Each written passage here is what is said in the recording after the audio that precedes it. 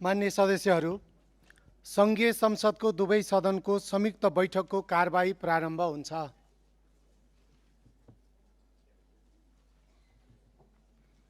मान्य सदस्यहरू, अब सङ्घीय संसदको संयुक्त बैठक र संयुक्त समिति कार्य सञ्चालन नियमावली 2080 को नियम 5 बमोजिम माननीय अर्थमन्त्री डाक्टर स्वर्णिम वाग्लेलाई आर्थिक वर्ष 2083-84 को राजस्व र व्ययको वार्षिक अनुमान प्रस्तुत गर्न अनुमति दिन्छु।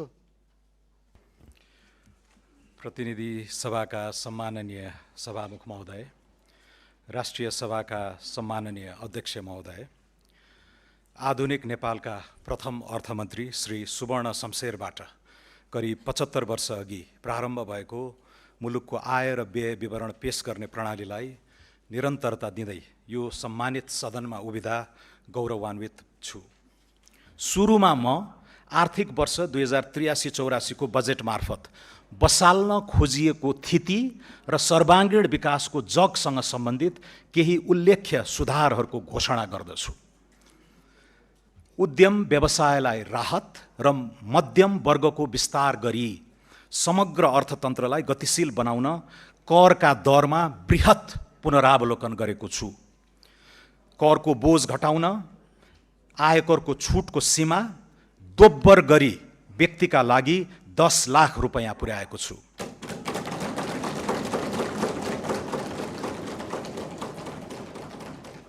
व्यक्तिगत आयकरको अधिकतम दरलाई 10% बिन्दुले घटाएको छु।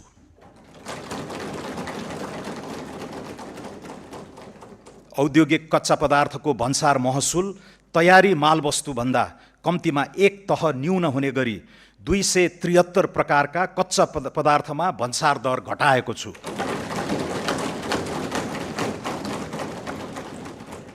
विद्यमान 11 तहको भन्सार दरलाई 7 तहमा सीमित गरेको छु। हाल 360 वस्तुमा लागि आएको अन्तशुल्क खारेज गरेको छु। भन्सार बिन्दुमा सङ्कलन हुने पूर्वाधार विकास कर, सडक मर्मत तथा सुधार दस्तुर जस्ता छरिएका करलाई एकीकृत गरी हरित करमा समाहित गरेको छु। प्राकृतिक व्यक्तिको मृत्यु पश्चातको अस्वैच्छिक निसर्ग एवं निकायमा भएको स्वामित्व परिवर्तनको कारणले नियन्त्रित निकायमा हुने स्वामित्व परिवर्तनमा आयकर ऐन 2058 को दफा 57 आकर्षित नहुने व्यवस्था गरेको छु। सूचीकृत कम्पनीका धितोपत्र बिक्री गर्दा लाग्दै आएको पुँजीगत लाभ कर अन्तिम हुने व्यवस्था गरेको छु। डिजिटल भुक्तानीको माध्यमबाट उपभोक्ताले गर्ने खरिदमा बिजक जारी हुँदाकै समयमा मूल्य अभिवृद्धि करको 10% छुट पाउने व्यवस्था कार्यान्वयन गर्नेछौँ। मूल्य अभिवृद्धि कर फिर्ता गर्ने प्रणाली स्वचालित बनाउनेछौँ। वस्तु वा सेवाको खरिद बिक्रीमा बिजक लिने दिने संस्कृति प्रोत्साहन गर्न लटरी जस्ता आकर्षक कार्यक्रम सुरु गरिनेछ।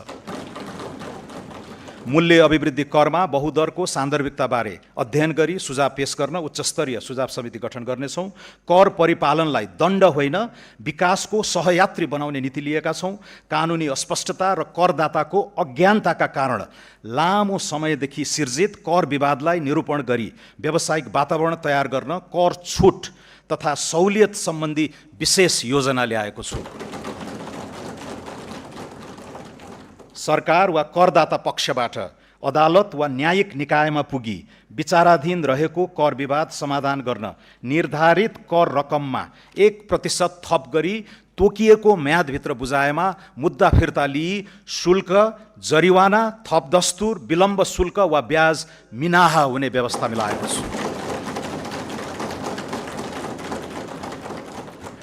नेपाल सरकारको विद्यमान बोझिलो संगठन संरचना अब चुस्त बन्नेछ। सङ्घीय मन्त्रालयको सङ्ख्या 22बाट 18 कायम भइसकेको परिप्रेक्ष्यमा विभाग कार्यालय र दरबन्दी कटौतीबाट बचत हुने रकमलाई प्रशासनलाई दक्ष बनाउन उपयोग गर्ने नीति लिएको छु। 31 निकाय खारेजी, 6 निकाय मर्जर, 6 निकाय हस्तान्तरण तथा 18 निकायको पुनर्संरचना गर्दैछौँ। कर्मचारी तन्त्रलाई मर्यादित जीवनयापन गर्न सक्षम, उच्चस्तरीय कार्य सम्पादन कुशल र जवाफदेही बनाउने उद्देश्यले निजामती, जङ्गी, प्रहरी र शिक्षकको सेवा सुविधा सम्मानजनक रूपले निरन्तर वृद्धि हुने प्रबन्ध मिलाएका छौँ। लागत न्यूनीकरण र दक्षता अभिवृद्धि संस्थागत सुधारको अर्को आयाम हुनेछ। यसका लागि अभूतपूर्व मितव्ययिता र विनियोजन कुशलता कायम गर्दै साधारण खर्च नियन्त्रण गर्नेछौँ। कार्यालय सञ्चालन खर्च उल्लेख्य रूपमा घटाएको छु। तालिम केन्द्र बाहिरका तालिम खर्च, क्यामेरा, टेलिभिजन लगायतका उपकरणमा विनियोजन हटाएको छु। विभिन्न कोष खडा गरी सुविधा दिने प्रचलन बन्द गर्नेछौँ।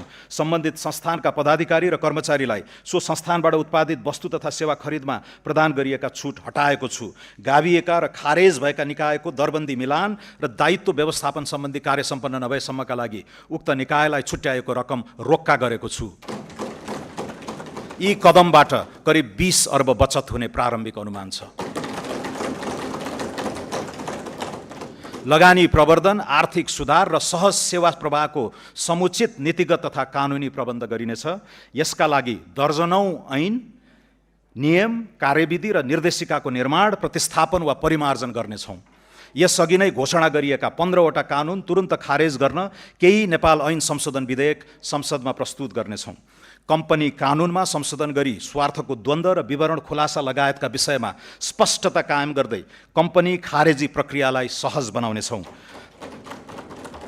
थप मुलुकसँग विदेशी लगानी संरक्षण र दोहोरो कर मुक्ति सम्झौता गर्नेछौँ। दामासाही सम्बन्धी ऐन 2063 मा संशोधन गरी उपभोक्ता, लघु, साना तथा मझौला उद्योगका समेत वित्तीय समस्या समाधान गर्नेछौँ। लगानी प्रवर्धनका लागि सीमित दायित्वको साझेदारी कानुन तर्जुमा गर्नेछौँ, जसबाट एन्जल इन्भेस्टमेन्टलाई भेन्चर क्यापिटल तथा प्राइभेट इक्विटी फन्डमा लगानी गर्न प्रोत्साहन हुनेछ। नेपाली नागरिकले विदेशमा लगानी गर्न पाउने व्यवस्थालाई सहज बनाउनेछौँ।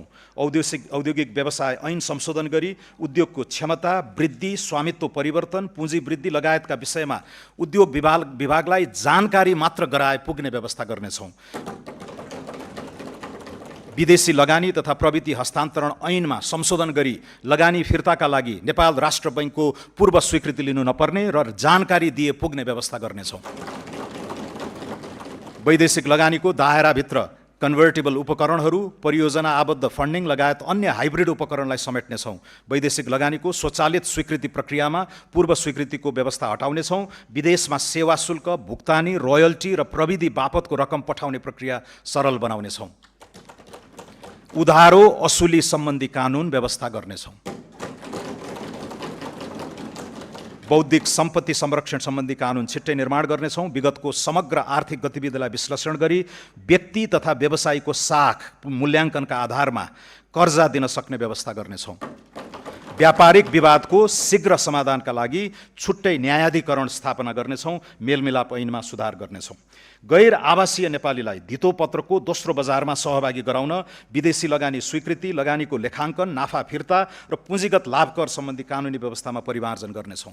मुलुकी देवानी संहिता 2074 मा संशोधन गरी नेपालमा लगानी गर्ने विदेशी लगानीकर्ता, अन्तर्राष्ट्रिय सङ्घ संस्था, बहुराष्ट्रिय कम्पनीका शाखा वा आवास प्रयोजनका लागि जम्मा एकाइको 25% भन्दा नबढ्ने गरी आवास क्षेत्रका भवन वा सरकारले तोकेको स्थानमा अपार्टमेन्ट दीर्घकालीन लिजमा लिन सक्ने व्यवस्था गर्नेछौँ। साना तथा मझौला उद्योगीलाई वित्तीय पहुँच सुनिश्चित गर्न फर्स्ट लस रिकभरी हुने गरी कर्जा सुरक्षण गर्नेछौँ। कार्यगत सुधारको आक्रामक श्रृङ्खला सुरु गरी पुँजीगत खर्चको गति र लय फेर्न प्रतिबद्ध छौँ।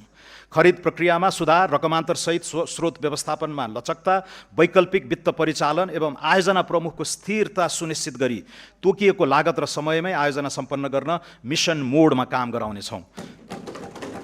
चालु आर्थिक वर्षभित्रै विकास आयोजना सम्बन्धी सनसेट कानुन संसदमा पेश हुनेछ। मोबिलाइजेसन पेस्कीको रकम सम्बन्धित आयोजनामा मात्र खर्च गर्न पाउने गरी ट्र्याकिङ गर्ने व्यवस्था मिलाउनेछौँ। हाइब्रिड एन्युइटी मोडलमा निर्माण गर्न सकिने पूर्वाधार आयोजनाको प्रारम्भिक पाइपलाइन 3 महिनाभित्र तयार हुनेछ। मध्यपूर्वको द्वन्द्वबाट इन्धन, बिटुमेन लगायत निर्माण सामग्रीमा भएको मूल्य वृद्धिबाट निर्माण व्यवसायलाई परेको कठिनाइको सम्बोधन गर्नेछौँ।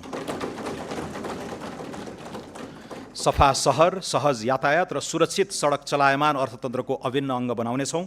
सडक यातायात, खानेपानी, सरसफाई र आर्थिक पहुँच पूर्वाधारलाई एकीकृत रूपमा विकास गर्नेछौँ।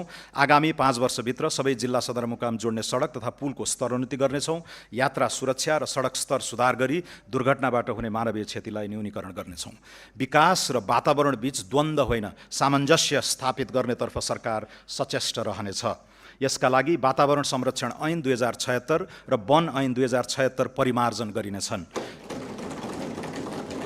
स्वीकृत वातावरणीय प्रभाव मूल्याङ्कन प्रतिवेदनमा उल्लेखित वनको क्षेत्रफल वा कटान हुने रुखको सङ्ख्या घटेको अवस्थामा पूरक वातावरणीय प्रभाव मूल्याङ्कन गर्न नपर्ने व्यवस्था गर्नेछौँ। वन क्षेत्रको स्वीकृति र रुख कटानको आदेशसम्मका निर्णयको बहुशृङ्खलालाई उल्लेख्य रूपमा घटाउनेछौँ। नवीन एवं वैकल्पिक वित्तीय उपकरणको प्रबन्ध मार्फत सरकारको वित्तीय चाप घटाइनेछ। यस क्रममा सरकारको ब्यालेन्स सिट बाहिरबाट नै पुँजी परिचालन गरी सार्वजनिक लगानी एवं प्रविधि भित्र्याउन नयाँ वित्तीय उपकरण प्रस्ताव गरेको छु। पूर्वाधारमा निजी लगानी परिचालन गर्न वैकल्पिक विकास वित्त कोष सम्बन्धी कानुन प्रतिनिधि सभाबाट पारित भइसकेको छ। अन्तर्राष्ट्रिय बजारमा नेपाली मुद्रामै अफसोर बन्ड शीघ्र जारी हुनेछ।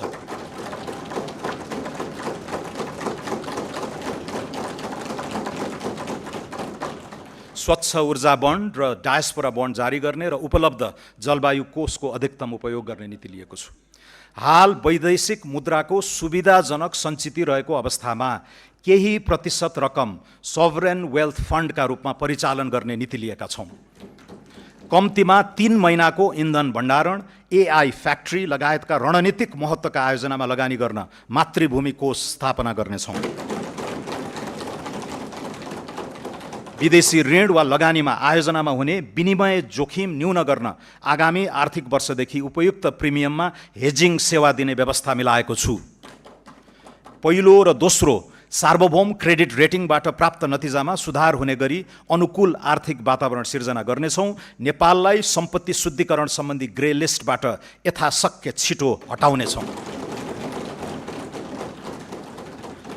सार्वजनिक संस्थानलाई बलियो बनाउन केहीमा पुँजी वृद्धि र अन्यमा सरकारी सेयर विनिवेश गर्ने प्रबन्ध गरेको छु।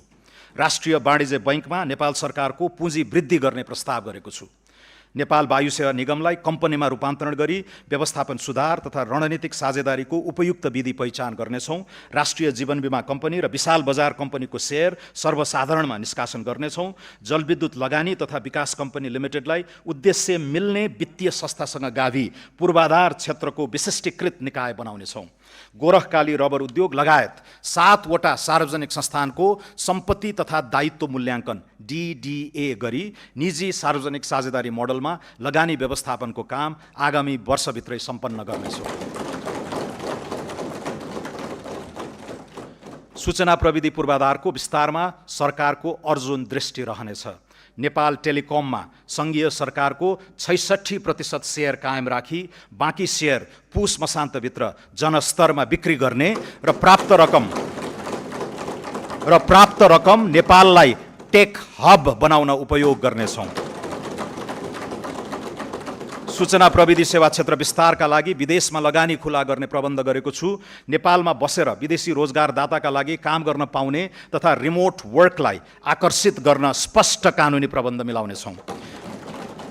सरकारी निकायमा प्रयोग हुने सूचना प्रविधि सफ्टवेयरको खरिद एकै निकायबाट गर्ने व्यवस्था मिलाउनेछौँ। डिजिटल सार्वजनिक पूर्वाधार विकासमा लगानी वृद्धि गर्नेछौँ। नेपाल राष्ट्र बैङ्कको सुपरिवेक्षणमा फिनटेक मार्केट प्लेस स्थापना गर्नेछौँ।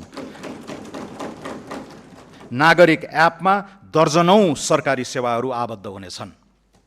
नेपाललाई एआई आर्टिफिसियल इन्टेलिजेन्सको युगमा आत्मविश्वासका साथ प्रवेश गराउन विशेष पहल सुरु गरेका छौँ। काठमाडौँको शिवचाटारमा देशकै पहिलो सार्वभौम एआई कम्प्युट केन्द्र स्थापना गर्नेछौँ। हजारौं एआई प्रोसेसिङ युनिट खरिद गरी एआई उद्यमी र स्टार्टअपलाई सहुलियतपूर्ण कम्प्युट क्षमता उपलब्ध गराउनेछौँ। स्वच्छ जलविद्युत ऊर्जालाई उच्च मूल्यको एआई कम्प्युट सेवामा रूपान्तरण गर्ने प्रस्ताव गरेको छु। नेपालको विद्यमान अपार ऊर्जा शक्तिलाई कृत्रिम बुद्धिमत्ताको विकासमा प्रयोग गरी सिपयुक्त रोजगारी, डिजिटल निर्यात र एआईमा आधारित आर्थिक रूपान्तरणको जग निर्माण हुने विश्वास गरेको छु। आगामी आर्थिक वर्ष एआईको क्षेत्रमा अन्तर्राष्ट्रिय ख्याति बनाइरहेका कम्तीमा 15 जना नेपाली शोधकर्तालाई प्रतिष्ठित फेलोशिप प्रदान गरी नेपाल फर्केर योगदान गर्न आमन्त्रित गर्नेछु।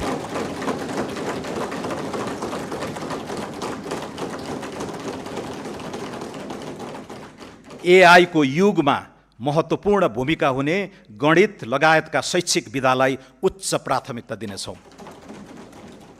लामो समयदेखि थाँतिरहेको नेपाल विद्युत प्राधिकरणको पुनःसंरचना सम्पन्न गरिनेछ। नेपाल विद्युत प्राधिकरणलाई विद्युत उत्पादन, प्रसारण र वितरण तथा व्यापारका लागि 3 छुट्टा छुट्टै कम्पनीमा विभाजन गर्नेछौँ। विद्युत खरिद सम्झौता भएका तर निर्माण सुरु नगरेका आयोजनाको अनुमति पत्र खारेज गरी टेक और पे विधिमा नयाँ पिपिए गर्ने प्रबन्ध गर्नेछौँ।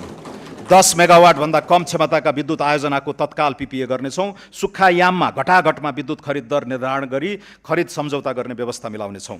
निजी क्षेत्रलाई अन्तर्राष्ट्रिय बजारमा विद्युत व्यापार गर्न पाउने व्यवस्था मिलाउनेछौँ। प्रसारण लाइन बनाउने र विलिङ चार्ज लिई विद्युत व्यापार गर्न सक्ने कानुनी व्यवस्था समेत मिलाउनेछौँ। जलविद्युत आयोजनाको अनुमति अवधिपछि आयोजनाको स्वामित्व नेपाल सरकारमा हस्तान्तरण हुँदा वनको जग्गा भोगाधिकार र रुख कटान बापतको शुल्क समायोजन गर्ने व्यवस्था मिलाउनेछौँ।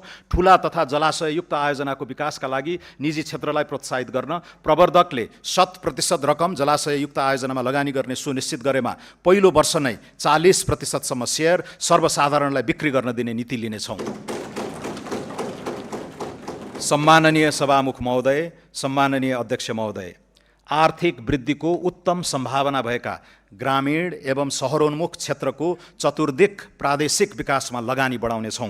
यस्ता क्षेत्रलाई ग्रोथ पोल र क्वाडका रूपमा विकसित गर्न नीतिगत र भौतिक पूर्वाधारको एकीकृत योजना कार्यान्वयन गर्नेछौँ। सुनकोशी मरिन डाइभर्जनबाट सिञ्चित हुने 1,22,000 हेक्टर कमान्ड क्षेत्रलाई आधार बनाउँदै हुलाकी र पूर्व पश्चिम राजमार्ग विस्तारका बाँकी काम सम्पन्न गरी कृषि र उद्योग क्षेत्रको मध्य मधेस चतुर्भुज क्वाड्राङ्गल बनाइनेछ। मध्य पहाडी, पुष्पलाल लोकमार्ग, कर्णाली राजमार्ग, भेरी कोरिडोर र रारादेखि जुम्ला हुँदै फोक्सुन्डोसम्मको कर्णाली चतुर्भुजमा जडीबुटी, जलविद्युत, पर्यटन र खानीजन्य क्रियाकलापले प्रश्रय पाउने व्यवस्था मिलाइनेछ। पूर्व पश्चिम राजमार्गको बुटवल नारायणघाट खण्ड र मुगलिन दमौली पोखरा खण्ड शीघ्र सम्पन्न गर्नेछौँ। सिद्धार्थ राजमार्गको अन्तर्राष्ट्रिय स्तरको रूपान्तरण सुरु गरी कालीगण्डकी सभ्यताको उद्गम क्षेत्रलाई तीर्थाटन र स्वच्छ उद्यम व्यवसाय केन्द्रित गण्डकी चतुर्भुज बनाउनेछौँ। त्रिवेणी धाम, देवघाट, रुरु क्षेत्र, कागबेनी, मुक्तिनाथ र दामोदर कुण्डलाई एकीकृत गर्दै शालिग्राम पथ विकास गर्नेछौँ। लुम्बिनी मुक्तिनाथ धार्मिक सांस्कृतिक मार्गमा आधारित निर्माण पथ प्रवर्धन गर्दै ध्यान, साधना, योग, बौद्ध वैदिक दर्शन तथा मनाङ, मुस्ताङ र म्याग्दीको हिमाली सांस्कृतिक अनुभवलाई एकीकृत गर्नेछौँ। मध्य पहाडी राजमार्गसँग ओलाङचुङगोला, किमाथाङका, तातोपानी, रसुवागढी, कोरला, हिल्सा जस्ता उत्तरी परिया व्यापारिक गन्तव्यहरूसँग जोड्ने लक्ष्य राखेका छौँ। कोशी टप्पुदेखि कञ्चनजङ्घासम्मको क्षेत्रलाई समेटी जैविक विविधता संरक्षण र स्वच्छ ऊर्जा विकास केन्द्रित कोशी कोरिडोरको योजना अगाडि बढाउनेछौँ। रामा रोशन, खप्तड, बडी मालिका, शैलेश्वरी, उग्रतारा र मल्लिकार्जुन क्षेत्र समेटी सुदूरपश्चिममा विशिष्ट पर्यटकीय चतुर्दिक विकास अगाडि बढाउनेछौँ।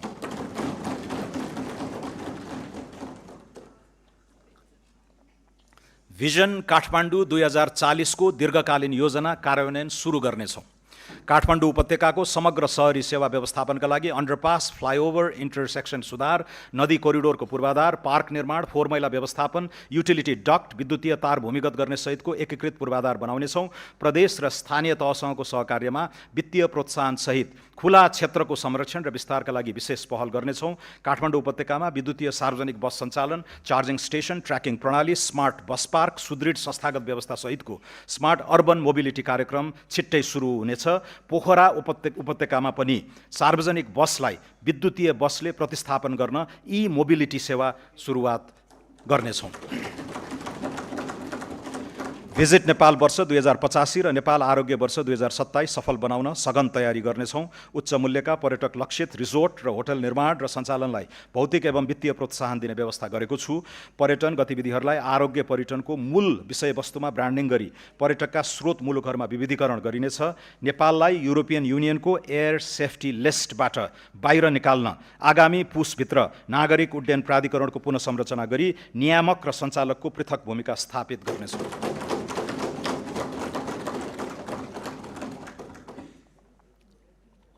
कृषि क्षेत्रको पुनरुत्थान सरकारको शीर्ष प्राथमिकतामा रहेको छ। कृषि उत्पादन, प्रशोधन, वितरण र बजारीकरणको सम्पूर्ण इकोसिस्टममा सुधार गर्नेछौँ।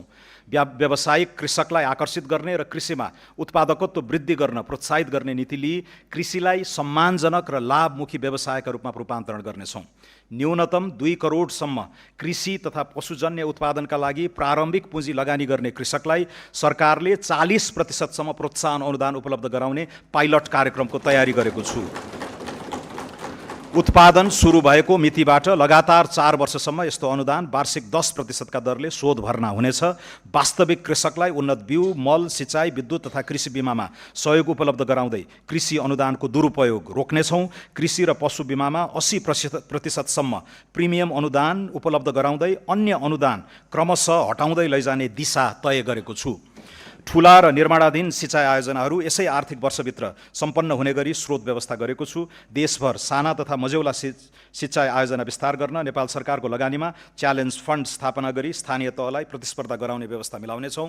किसानबाट सिधै कृषि उपज खरिद गर्दा सहुलियतपूर्ण ऋण, ब्याज, अनुदान जस्ता सहुलियत उपलब्ध गराउने नीति लिएको छु। दुर्गम क्षेत्रमा स्थापना हुने र अर्ग्यानिक, उच्च मूल्य र बौद्धिक सम्पत्तियुक्त जीआई वस्तुको प्रशोधन गर्ने उद्योगलाई उत्पादन र ब्रान्डिङमा सहयोग उपलब्ध गराउनेछौँ। कृषि सेवा प्रणालीलाई किसान केन्द्रित सेवा प्रणालीमा रूपान्तरण गरी पुनः संरचना गर्नेछौँ। वर्षैभरि कृषि प्राविधिक सेवा, डिजिटल कृषि सूचना तथा निजी सेवा प्रदायक मार्फत कृषकको घर दैलोमै कृषि सेवा पहुँच विस्तार गर्न प्रत्येक स्थानीय तहमा आवश्यक प्राविधिक जनशक्ति परिचालन गर्नेछौँ। देशभरिका कृषि अनुसन्धान तथा विकास केन्द्रहरूलाई पुनरुत्थान गरी उन्नत बिउ विकास, स्थानीय हावापानी अनुकूलको जात, कृषि जैविक प्रविधि तथा उत्पादकत्व वृद्धि केन्द्रित अनुसन्धानलाई प्राथमिकतामा राखेको छु। कृषि उपजको उचित मूल्य सुनिश्चितता, किसान र क्रेताबीच करार, अनुदान तथा नियमन सहितको कानुनी व्यवस्था गर्न कृषि विधेयक संसदमा शीघ्र पेश गर्नेछौँ। वन तथा प्राकृतिक स्रोतलाई संरक्षणको सीमित दायराबाट बाहिर निकाली हरित औद्योगिकीकरण, रोजगारी सिर्जना र आयात प्रतिस्थापनको आधार बनाउनेछौँ। दिगो काठ उत्पादन, वनमा आधारित उद्योग, जडीबुटी तथा गैरकाष्ठ वन पैदावारको प्रशोधन र हरित उद्यम प्रवर्धन गर्नेछौँ। स्वदेशी काठ उद्योगको प्रतिस्पर्धात्मक अभिवृद्धि गर्न विकास निर्माणका क्रममा सङ्कलित कच्चा काठको बिक्री मूल्य पुनरावलोकन गर्नेछौँ। वन पैदावारको कटानी, सङ्कलन, ढुवानी र बिक्री वितरण सम्बन्धी अनुमति प्रणालीलाई पूर्ण डिजिटल तथा एकद्वार प्रणालीमा रूपान्तरण गरी प्रक्रियागत झन्झट हटाउनेछौँ। सामुदायिक वन उपभोक्ता समूहलाई उत्पादन, प्रशोधन, ब्रान्डिङ र उद्यम सञ्चालनमा थप स्वायत्तता प्रदान गर्नेछौँ। वन, वातावरण, उद्योग, ऊर्जा र पूर्वाधार सम्बन्धी कानुन तथा नीति बीचको असङ्गति हटाउनेछौँ।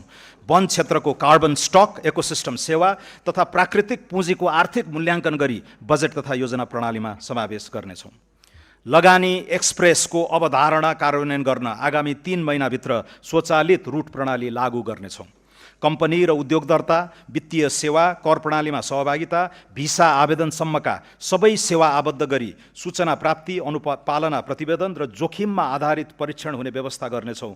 लगानी बोर्डबाट स्वीकृत भएका परियोजनामा पुनः अन्य निकायबाट स्वीकृति लिनु नपर्ने कानुनी व्यवस्था गर्नेछौँ।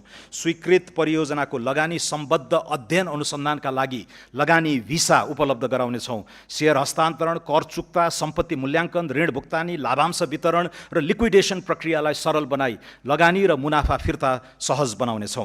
उद्योग र औद्योगिक नवप्रवर्तनमा सरकार दत्तचित्त रहनेछ। गुणस्तरीय औद्योगिक पूर्वाधार विस्तार गर्ने नीति अनुरूप मोतीपुर र मयूर धाप जस्ता औद्योगिक क्षेत्र निजी क्षेत्रले निर्माण र सञ्चालन गर्नेछन्। 5 खाल विशेष आर्थिक क्षेत्रमा महिला उद्यमीलाई प्राथमिकता दिनेछौँ।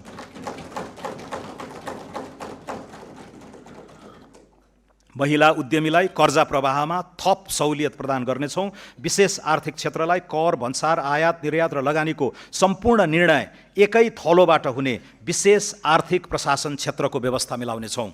उत्पादनमूलक उद्योगको प्रतिस्पर्धात्मक क्षमता अभिवृद्धि गर्न विद्युतको डिमान्ड शुल्क पुनरावलोकन गर्दै विद्युत महसुलमा छुट दिने व्यवस्था गर्नेछौँ। उद्योगीहरूले औद्योगिक क्षेत्र, विशेष आर्थिक क्षेत्र तथा लिजमा उपलब्ध गराइने जग्गामा निर्मित संरचनालाई बैंकिङ प्रयोजनका लागि धितो राख्न सक्नेछन्।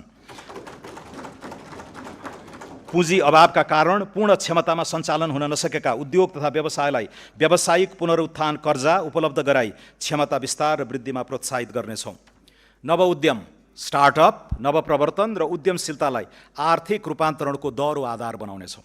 नवउद्यमलाई पहिचान, सिप बजार र वित्तीय पहुँचसँग अनुकूलित गर्दै नाफा आबद्ध कर सहुलियत, सार्वजनिक खरिदमा प्राथमिक पहुँच, डिजिटल दर्ता तथा नियामकीय सहजीकरण मार्फत नवउद्यम सञ्चालन प्रणालीलाई सुदृढ बनाउनेछौँ। नवउद्यम वित्त पोषणलाई केवल ऋणमा आधारित मोडेलमा सीमित नराखी प्रारम्भिक चरणमा अनुदान, सम्भाव्यता प्रमाणित उद्यमका लागि सहुलियतपूर्ण कर्जा तथा विस्तार चरणमा वृद्धि पुँजीको व्यवस्था गरिनुको साथै निजी क्षेत्र र गैर आवासीय नेपालीको सहलगानी प्रोत्साहित गर्नेछौँ। विज्ञान, प्रविधि, अनुसन्धान र नवप्रवर्तनका लागि पुँजीगत खर्चको न्यूनतम 1% रकम विनियोजन गरेको छु। व्यक्तिगत क्रेडिट स्कोरिङ प्रणाली लागू गर्दै पियर टु पियर P2P लेनदेनलाई नियमनसहित सञ्चालन गर्नेछौँ। कृषि, उद्योग, पर्यटन र जलविद्युत क्षेत्रमा दीर्घकालीन स्थिर ब्याजदरमा कर्जा प्रवाह गर्न नीतिगत व्यवस्था गर्नेछौँ। बैंकिङ क्षेत्रमा बढ्दो खराब कर्जा तथा गैर बैंकिङ सम्पत्तिको प्रभावकारी व्यवस्थापन गर्न विशेष कानुनी अधिकारसहित राष्ट्रिय सम्पत्ति व्यवस्थापन कम्पनी पुस मसान्तसम्म स्थापना गर्नेछौँ। समग्र शैक्षिक इकोसिस्टममा प्रणालीगत पुनर्संरचना गर्नेछौँ।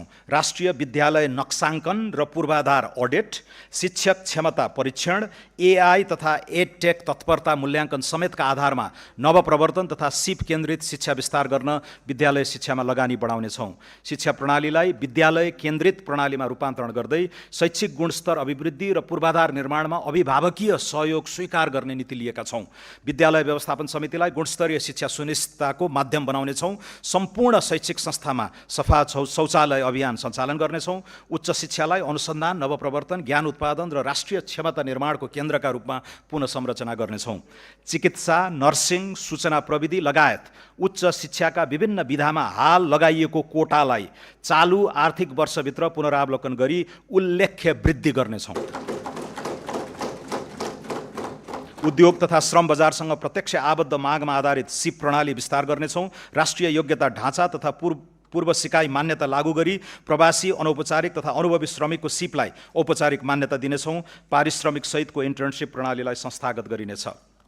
यो बजेटले स्वास्थ्य सेवामा नीतिगत फड्को मार्ने लक्ष्य लिएको छु।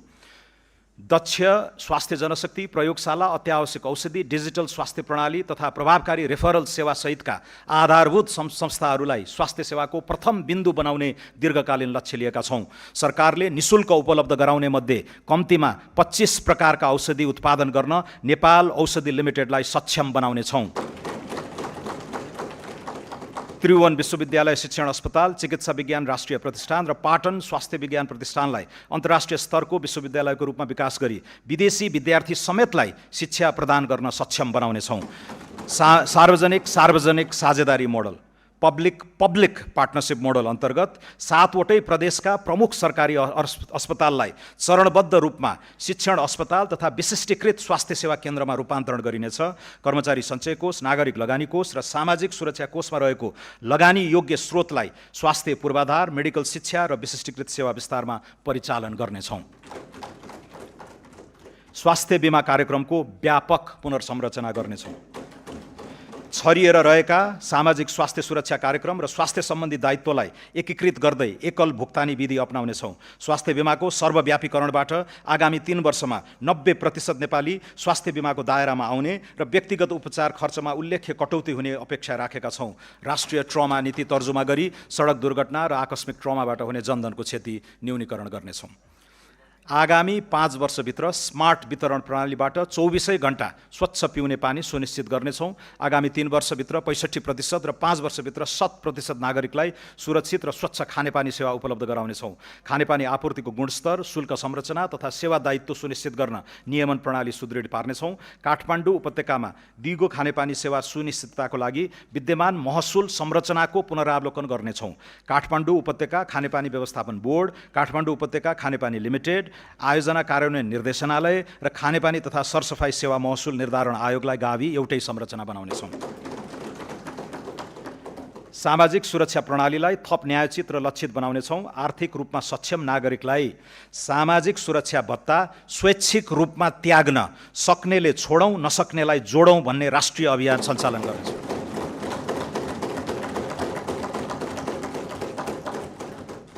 त्यस्तो योगदानलाई अन्तर्पुस्तागत न्याय र राष्ट्रिय ऐक्यबद्धताको उदाहरणका रूपमा सम्मान गर्नेछौँ।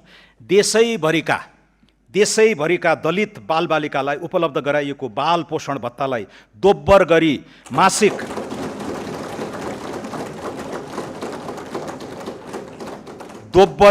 मासिक 1000 रुपैयाँ बनाएको छु। उच्च गरिबी भएका र मानव विकास सूचकाङ्कमा पछाडि परेका मुख्यतः मधेस, कर्णाली र सुदूरपश्चिम प्रदेशका 25 जिल्लाका बालबालिकाले पाउने पोषण भत्तालाई निरन्तरता दिएको छु। श्रमिक र रोजगारदाता अनिवार्य रूपमा श्रम रजिस्ट्रीमा आबद्ध हुनुपर्ने व्यवस्था गर्नेछौँ। यसबाट सुरक्षा गार्ड र घरायसी कामदारका अतिरिक्त निर्माण, कृषि, आतिथ्य, ढुवानी तथा औद्योगिक श्रमिक आपूर्ति गर्न इजाजत प्राप्त संस्थाले प्रदान गर्ने बिमा, आवास र डिजिटल गुनासो व्यवस्थापन जस्ता सेवाको मापदण्ड निर्धारण हुनेछ।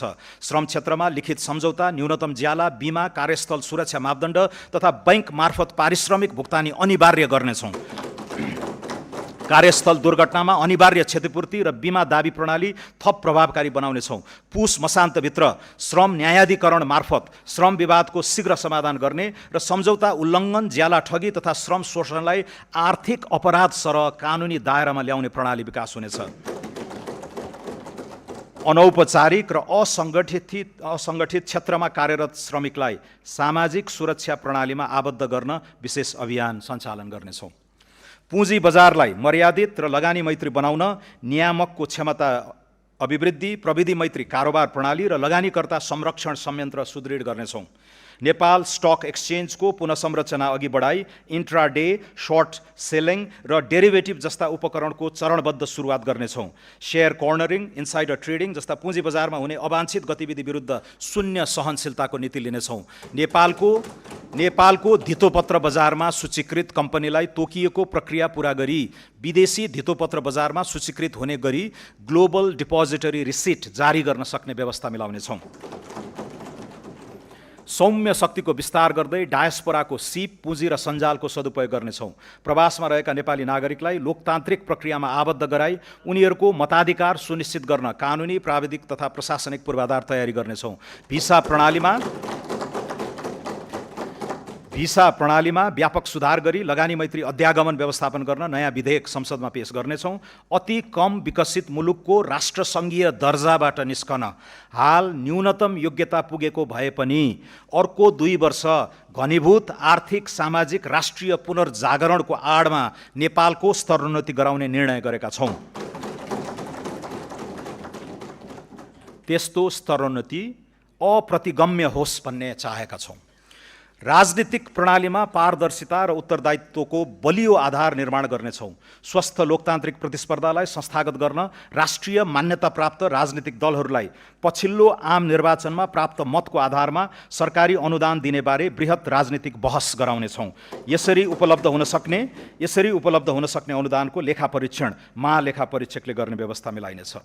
प्रमाणमा आधारित नीति निर्माण, कार्यान्वयन र अनुगमनलाई प्रभावकारी बनाउनेछौँ। शैक्षिक गुणस्तर परीक्षण केन्द्र, कृषि तथ्याङ्क प्रणाली तथा नेपाल राष्ट्र बैङ्क अन्तर्गत रहेको उपभोक्ता मूल्य सूचकाङ्क सम्बन्धी तथ्याङ्क प्रणाली लगायतलाई राष्ट्रिय तथ्याङ्क कार्यालय अन्तर्गत एकीकृत गरिनेछ। त्यसैगरी नीति अनुसन्धान प्रतिष्ठानलाई राष्ट्रिय योजना आयोग अन्तर्गत राखी सरकारको दीर्घकालीन सोच र नीति निर्माण गर्न सक्षम निकाय बनाउनेछौँ। सम्माननीय सभामुख महोदय, सम्माननीय अध्यक्ष महोदय, अब म क्षेत्रगत कार्यक्रम र विनियोजन प्रस्तुत गर्दछु।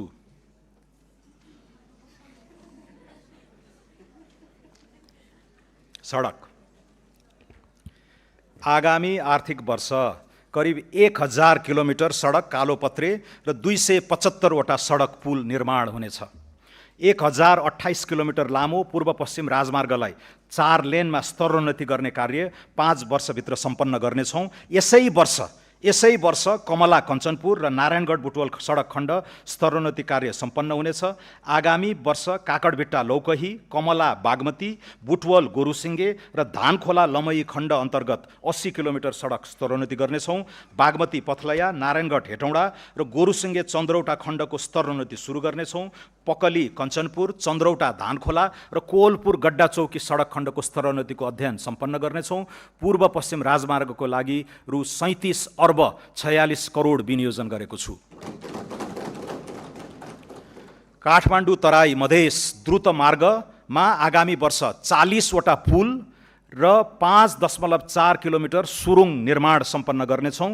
द्रुत मार्गको लिङ्क रोड निर्माण सुरु गर्नेछौँ। यस मार्गको लागि रु 17 अर्ब 64 करोड विनियोजन गरेको छु।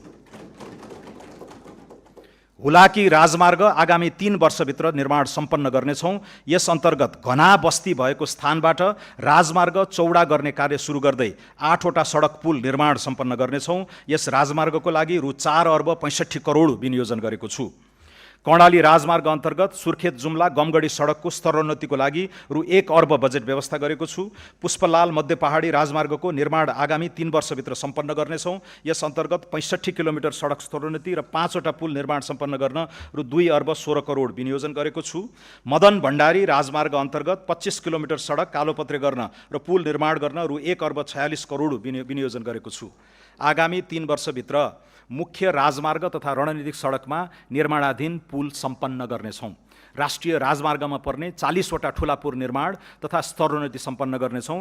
राष्ट्रिय राजमार्ग तथा रणनीतिक सडक पुल, विशेष महत्त्वका पुल र स्थानीय सडक पुलका लागि रु 9 अर्ब 87 करोड विनियोजन गरेको छु। पृथ्वी राजमार्ग अन्तर्गत तनहुको आँबु खैरेनीदेखि पोखरासम्मको 4 लेन सडक निर्माण शीघ्र सम्पन्न हुनेछ। मुगलिङ आँबु खैरेनी खण्डको निर्माण कार्य सुरु गर्नेछौँ। नागढुङ्गा मुगलिङ खण्ड अन्तर्गत 40 किलोमिटर सडक स्तरोन्नति हुनेछ। नागढुङ्गा सुरुङ मार्ग आगामी साउनदेखि सञ्चालनमा ल्याउनेछौँ। यी सडक खण्डको लागि रु 6 अर्ब 55 करोड विनियोजन गरेको छु। कर्णाली कोरिडोरको 31 किलोमिटर कालोपत्रे एवं ग्राभेल गर्नेछौँ। त्यस्तै कालीगण्डकी कोरिडोरको 21 किलोमिटर कालोपत्रे हुनेछ। कोशी कोरिडोरको उत्तरी खण्डको 15 किलोमिटर कालोपत्रे गर्नेछौँ। यी 3 वटा कोरिडोरका लागि रु 6 अर्ब 25 करोड विनियोजन गरेको छु। गल्छी स्याफ्रुबेसी रसुवागढी सडक खण्डलाई स्तरोन्नति गर्न रु 1 अर्ब 35 करोड विनियोजन गरेको छु। सिद्धार्थ राजमार्गको बुटवल पोखरा खण्ड द्रुत मार्गका रूपमा निर्माण कार्य प्रारम्भ गर्नेछौँ। आगामी आर्थिक वर्षभित्र सिद्धबाबा सुरुङ मार्ग सम्पन्न हुनेछ। महाकाली कोरिडोरको दार्चुला टिङ्कर खण्डको ट्र्याक खोल्ने कार्यलाई विशेष प्राथमिकता दिएको छु।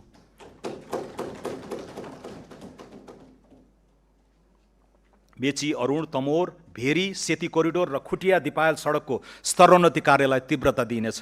काठमाडौँ चक्रपथ विस्तार अन्तर्गत कलङ्की वसुन्धरा खण्ड विस्तार कार्य सुरु गर्नेछौँ। वसुन्धरा चाबैल कोटेश्वर खण्डको डिजाइन सम्पन्न गर्नेछौँ।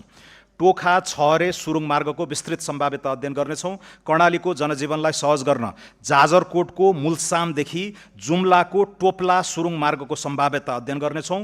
खुरकोट चियाबारी, थानकोट चितलाङ, मजेमटार शक्तिखोर र चिसापानी बबई सुरुङ निर्माण सम्बन्धी अध्ययन गर्नेछौँ। प्रमुख सडक चोकमा ट्राफिक सङ्केत, चोक सुधार, सडक रेखाङ्कन, क्र्यास ब्यारियर र डिभाइडर जडान तथा मर्मतलाई निरन्तरता दिई सडक सुरक्षाका लागि रु 2 अर्ब 46 करोड विनियोजन गरेको छु। बर्दिवासदेखि काठमाडौँ तराई मधेस द्रुत मार्ग प्रस्थान बिन्दुसम्मको रेल मार्ग निर्माण कार्य अगाडि बढाउनेछौँ। निर्माणाधीन बथनाहा विराटनगर तथा जनकपुर जयनगर बर्दिवास रेलमार्गको बाँकी कार्य सम्पन्न गर्न रकम विनियोजन गरेको छु। आगामी वर्षदेखि काठमाडौँ उपत्यका लगायतका प्रमुख सहरी सडकको नियमित मर्मत सम्भार गरी धुलो मुक्त एवं खाल्टाखुल्टी मुक्त बनाउनेछौँ। सडकको राष्ट्रव्यापी मर्मत सम्भार अभियानका रूपमा सञ्चालन गर्न रु 28 अर्ब 52 करोड विनियोजन गरेको छु। राजमार्गका उच्च जोखिमयुक्त स्थानमा जलवायु अनुकूलित संरचना निर्माण गर्नेछौँ। पहिरोका कारण राजमार्गमा हुने अवरोधलाई तत्काल हटाई सेवा सुचारू गर्न रु 3 अर्ब 17 करोड विनियोजन गरेको छु। महिलाहरूको सुरक्षित आवागमन सुनिश्चित गर्न सीसी क्यामेरा सहितको आधुनिक ब्लू बस सेवा सञ्चालन गर्न आवश्यक व्यवस्था मिलाउनेछौँ।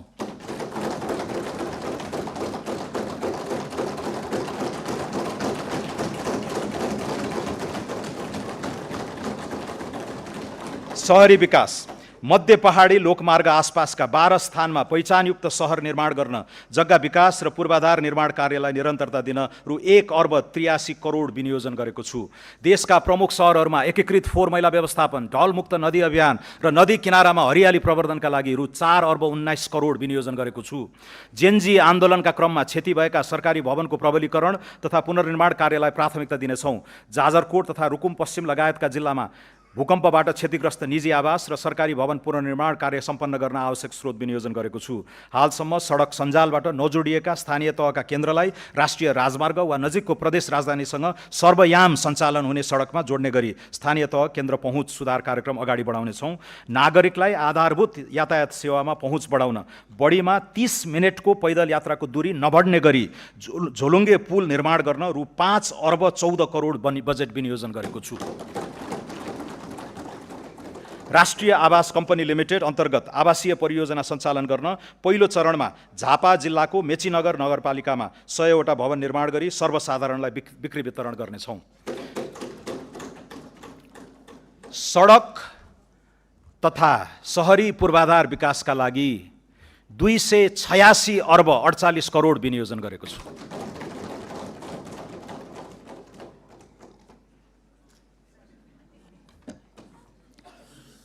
सम्माननीय सभामुख महोदय, सम्माननीय अध्यक्ष महोदय, खानेपानी तराई मधेसमा सुक्खा याममा हुने खानेपानीको चरम अभावलाई दिगो रूपमा समाधान गर्न समुदाय स्तरमा डिप बोरिङ सहितको खानेपानी प्रणालीको विकास गर्नेछौँ। आर्सेनिक मुक्त तराई अभियान सञ्चालन गर्नेछौँ। तराई मधेसमा अधुरा रहेका 280वटा खानेपानी आयोजना सम्पन्न गर्न रु 2 अर्ब 50 करोड विनियोजन गरेको छु। आगामी आर्थिक वर्ष याङ्री र लार्के खोलाबाट मेलम्चीमा पानी पथान्तरणका लागि अध्ययन सम्पन्न गर्नेछौँ। किर्तिपुर, मध्यपुर थिमी, जोरपाटी, पेप्सिकोला, नागार्जुन र महालक्ष्मी लगायतका स्थानमा पाइप सञ्जाल विस्तारको कार्य थालनी गर्नेछौँ। यस आयोजनाका लागि रु 7 अर्ब 26 करोड विनियोजन गरेको छु। सहरी क्षेत्रमा बिजुली, ढल तथा खानेपानी व्यवस्थापन एकीकृत रूपमा गर्नेछौँ। दमक, धरान, इटहरी, वीरगञ्ज र हेटौँडा लगायत प्रमुख सहर खानेपानी र ढल निर्माण तथा प्रशोधन कार्यक्रम सञ्चालन गर्न रु 2 अर्ब 34 करोड विनियोजन गरेको छु। उन्नत फिल्ट्रेसन प्रविधिको प्रयोग तथा राष्ट्रव्यापी पानी परीक्षण प्रयोगशाला सञ्जाल स्थापना गरी पानीको नियमित परीक्षण र QR कोडमा आधारित अनुगमन गर्नेछौँ। काठमाडौँ उपत्यकाको सल्लाघारी, कोडकु, धोबीघाट, गोकर्ण र हनुमान घाटमा दैनिक 7 करोड 27 लाख लिटरको फोहोर पानी प्रशोधन केन्द्रको निर्माण सम्पन्न गर्नेछौँ। यस कार्यका लागि रु 3 अर्ब 46 करोड विनियोजन गरेको छु। उपत्यका बाहिर खाँदबारी, बेलौरी, टाउन बजार, बारपाक र त्रिशुली बजारमा ढल प्रशोधन केन्द्र सञ्चालनमा ल्याउनेछौँ। खानेपानी तथा सरसफाइतर्फ रु 37 अर्ब 17 करोड विनियोजन गरेको छु। स्वच्छ ऊर्जा आगामी आर्थिक वर्ष जलविद्युत आयोजनाबाट 670 मेगावाट र सौर्य आयोजनाबाट 370 मेगावाट गरी 1040 मेगावाट राष्ट्रिय प्रसारण प्रणालीमा आबद्ध हुँदा कुल जडित क्षमता 5535 मेगावाट पुग्नेछ। 40 मेगावाट क्षमताको राहुघाट जलविद्युत आयोजनाको निर्माण यसै आर्थिक वर्षभित्र सम्पन्न गर्नेछौँ। निर्माणाधीन तनहुँ जलाशययुक्त आयोजना, माथिल्लो मोदी ए, माथिल्लो मोदी, माथिल्लो त्रिशुली 3B र बुढीगङ्गा आयोजना निर्माणलाई तीव्रता दिनेछौँ। 1061 मेगावाटको माथिल्लो अरुण, 828 मेगावाटको उत्तर गङ्गा, 210 मेगावाटको चैनपुर सेती, 79 मेगावाटको तामाकोसी 5 र 77 मेगावाटको घुन्साखोला आयोजनाको वित्तीय व्यवस्थापन गरी ठेक्का प्रक्रिया सुरु गर्नेछौँ। 417 मेगावाटको नलगाड, 490 मेगावाटको अरुण 4 र 281 मेगावाटको नौमुरे आयोजनाको अध्ययन प्रक्रिया अगाडि बढाउनेछौँ। कर्मचारी सञ्चय कोषका सञ्चयकर्ता समेतको लगानीमा 439 मेगावाटको वेतन कर्णाली जलविद्युत आयोजना निर्माणका लागि ठेक्का प्रक्रिया सुरु गर्नेछौँ। 1200 मेगावाटको बुढी गण्डकी जलाशययुक्त आयोजना निर्माणका लागि अधिकार सम्पन्न प्राधिकरण मोडलमा निर्माण कार्य अगाडि बढाउनेछौँ। 670 मेगावाटको दुधकोशी जलाशययुक्त आयोजनाको फाइनान्सियल क्लोजर सम्पन्न गरी ठेक्का प्रक्रिया सुरु गर्नेछौँ।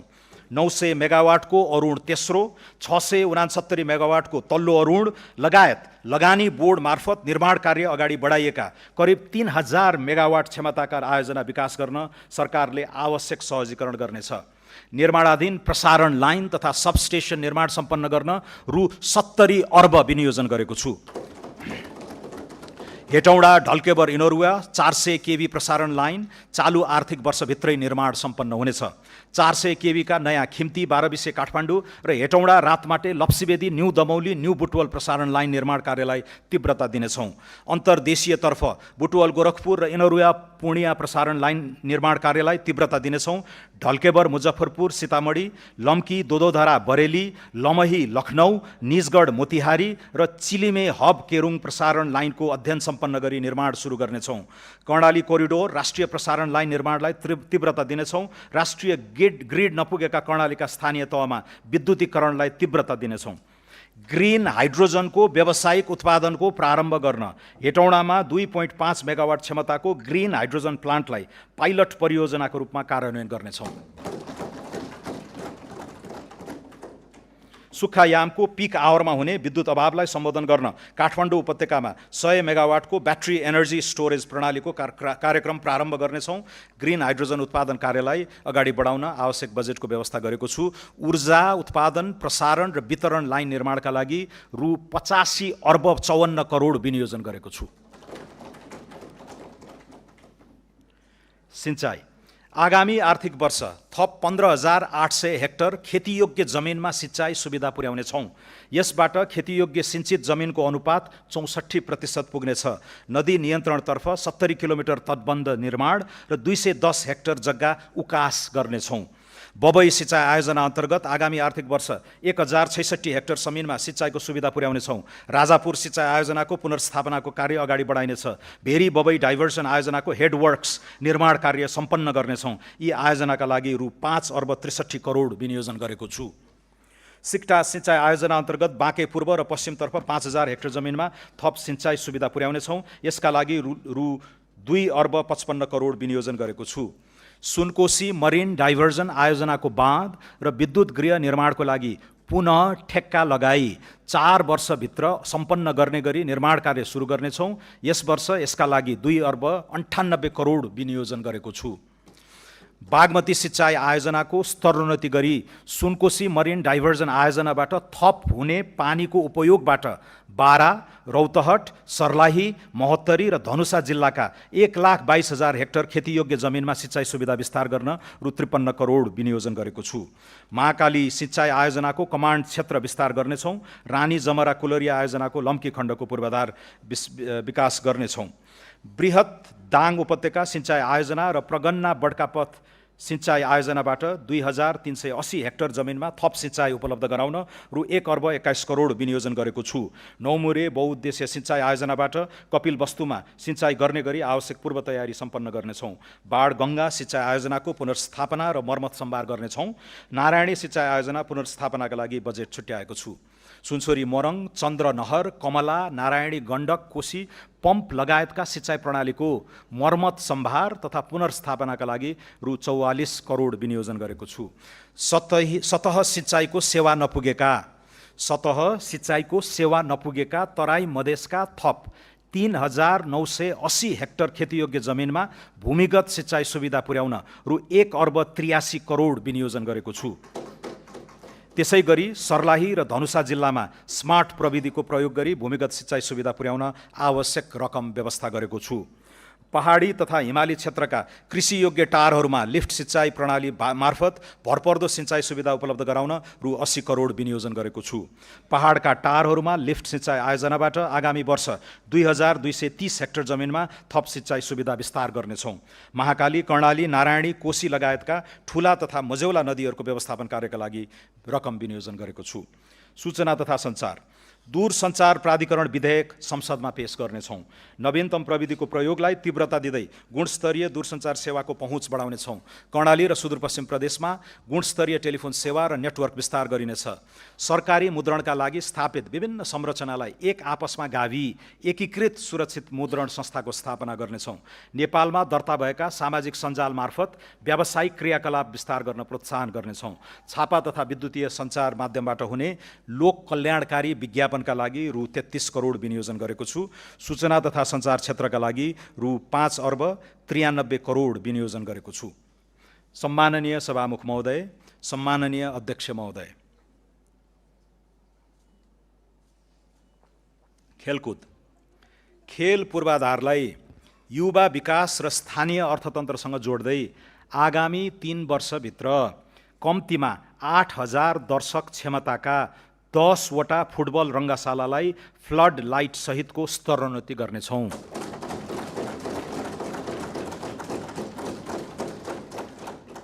प्रमुख 8 सहरमा 5 वर्षभित्र आधुनिक क्रिकेट रङ्गशाला निर्माण गर्नेछौँ। विराटनगर, लाहान, काठमाडौँ, पोखरा, बुटवल, सुर्खेत र धनगढीको फाप्लामा कम्तीमा 2,000 क्षमताका इन्डोर मल्टिपर्पज स्टेडियम आगामी 3 वर्षभित्र निर्माण गर्नेछौँ। मूलपानी क्रिकेट रङ्गशाला तथा एकाडेमी, गिरिजा प्रसाद कोइराला क्रिकेट रङ्गशाला र कैलालीको फाप्ला क्रिकेट रङ्गशाला निर्माणका लागि डिजाइन पुनरावलोकन गरी लगानी मोडालिटी तयार गर्नेछौँ। खेलकुदमा विशेष रुचि र क्षमता भएका विद्यार्थीलाई विद्यालयको आधारभूत तहदेखि छनौट गरी आवासीय सुविधासहित तालिम दिने व्यवस्था मिलाउनेछौँ। अन्तर्राष्ट्रिय पदक जित्ने खेलाडीलाई अवकाशपछि सम्मानजनक जीवन जिउन सक्ने गरी आजीवन निशुल्क स्वास्थ्य उपचारको व्यवस्था गर्नेछौँ।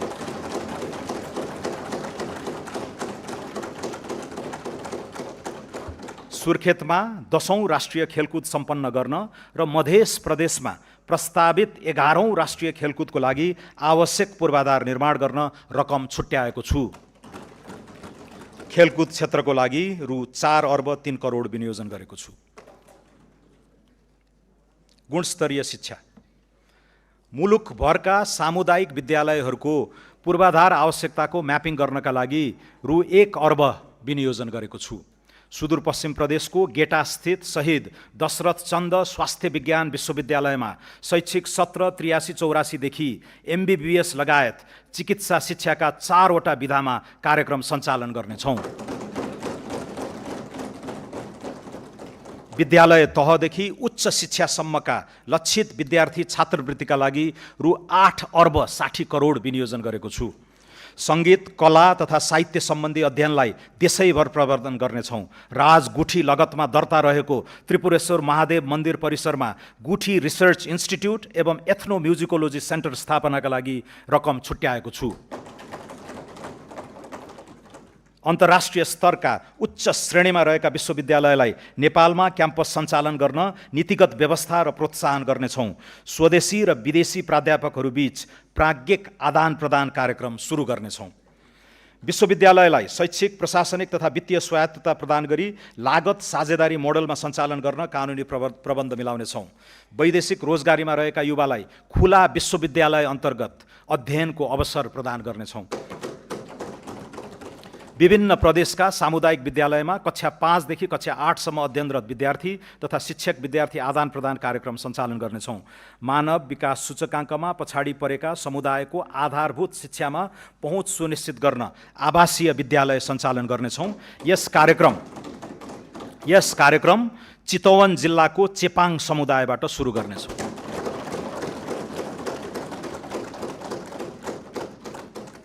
शिक्षा क्षेत्रका लागि 218 अर्ब 30 करोड विनियोजन गरेको छु।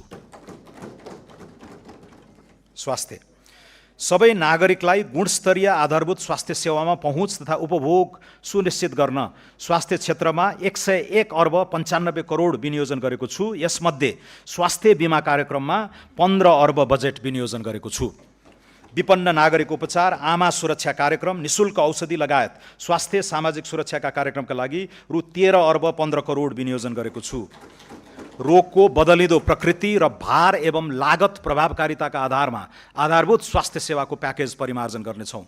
निर्माण सुरु भएका 336 आधारभूत अस्पताललाई आगामी 3 वर्षमा निर्माण सम्पन्न गर्नेछौँ। मानव विकास सूचकाङ्क कम भएका हरेक प्रदेशका एक स्थानीय तहको उपयुक्त स्थानमा आधारभूत अस्पताल निर्माण गर्ने र निर्माण सुरु नभएका अस्पतालहरूको हकमा वैज्ञानिक नक्साङ्कन पश्चात मात्र निर्माण गर्नेछौँ। आधारभूत अस्पताल सञ्चालन तथा पूर्वाधार निर्माणका लागि 5 अर्ब 90 करोड विनियोजन गरेको छु। स्वास्थ्य संस्था तथा सेवाको गुणस्तर मापन, प्रमाणीकरण र प्रत्यायनका लागि राष्ट्रिय स्वास्थ्य प्रत्यायन प्राधिकरण स्थापना गर्नेछौँ। कर्णाली र सुदूरपश्चिम लगायतका दुर्गम क्षेत्रमा टेलिमेडिसिन सेवा विस्तार तथा भिडियो कन्सल्टेसन मार्फत विशेषज्ञ स्वास्थ्य सेवा सुनिश्चित गर्नेछौँ। सङ्घीय विशिष्टीकृत अस्पतालमा जलन उपचार युनिटको स्थापना गर्नेछौँ। जलनको सघन उपचारको लागि वीर अस्पताल र कीर्तिपुर अस्पतालको क्षमता विकास गर्नेछौँ। मध्य प्रदेशमा मृगौला रोग उपचार केन्द्र र ट्रमा सेन्टर निर्माण सुरु गर्नेछौँ। बालबालिकामा हुने क्यान्सर रोगको सरकारी अस्पतालमा निशुल्क उपचार हुने व्यवस्था मिलाएको छु।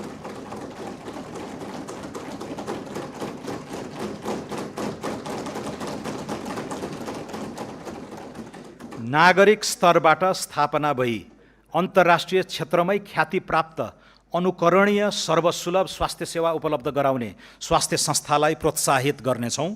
यस अन्तर्गत धुलीखेल सामुदायिक अस्पताल र काठमाडौँ इन्स्टिट्युट अफ चाइल्ड हेल्थको स्तरोन्नति गर्न बजेट विनियोजन गरेको छु। तिलगङ्गा आँखा प्रतिष्ठानलाई लेन्स उत्पादनमा प्रोत्साहित गर्न कर सहुलियत प्रदान गरेको छु।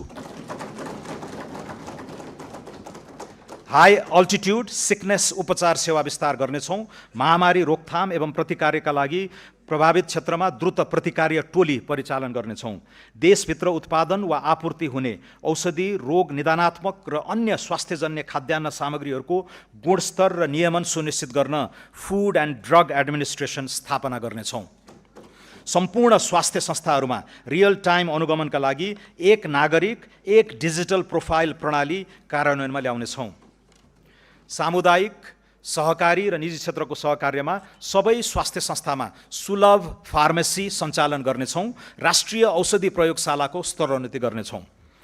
बीपी कोइराला मेमोरियल क्यान्सर अस्पतालमा पीईटी स्क्यान, साइक्लोट्रोन मेसिन खरिद तथा जडान गर्न पुँजीगत अनुदानका लागि रु 32 करोड विनियोजन गरेको छु।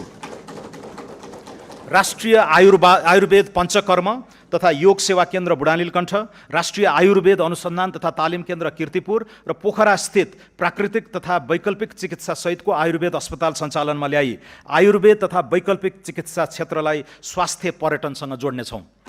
मध्य प्रदेश स्थित नारायणी अस्पताल, गजेन्द्र नारायण सिंह अस्पताल र राम राजा प्रसाद सिंह स्वास्थ्य विज्ञान प्रतिष्ठानको पूर्वाधार विकास कार्य अघि बढाउनेछौँ। कर्णाली प्रदेशका दुर्गम स्थानहरूमा एयर एम्बुलेन्स सेवा सुरु गर्नेछौँ। नर्सिङ कर्मचारीको रात्रि ड्युटी भत्ता दोब्बर गरेको छु।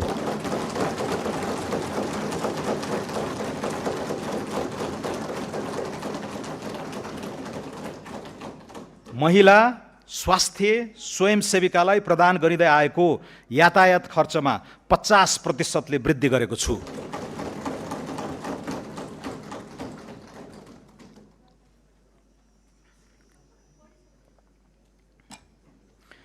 दलित समुदायको परम्परागत सिप संरक्षण, आय आर्जन, प्रविधि स्तरोन्नतिका क्रियाकलाप सहित एकीकृत रूपमा दलित केन्द्रित लगानी बढाउनेछौँ। देशैभरिका 5 वर्ष मुनिका दलित समुदायका बालबालिकाको पोषण सहायताका लागि रु 3 अर्ब विनियोजन गरेको छु।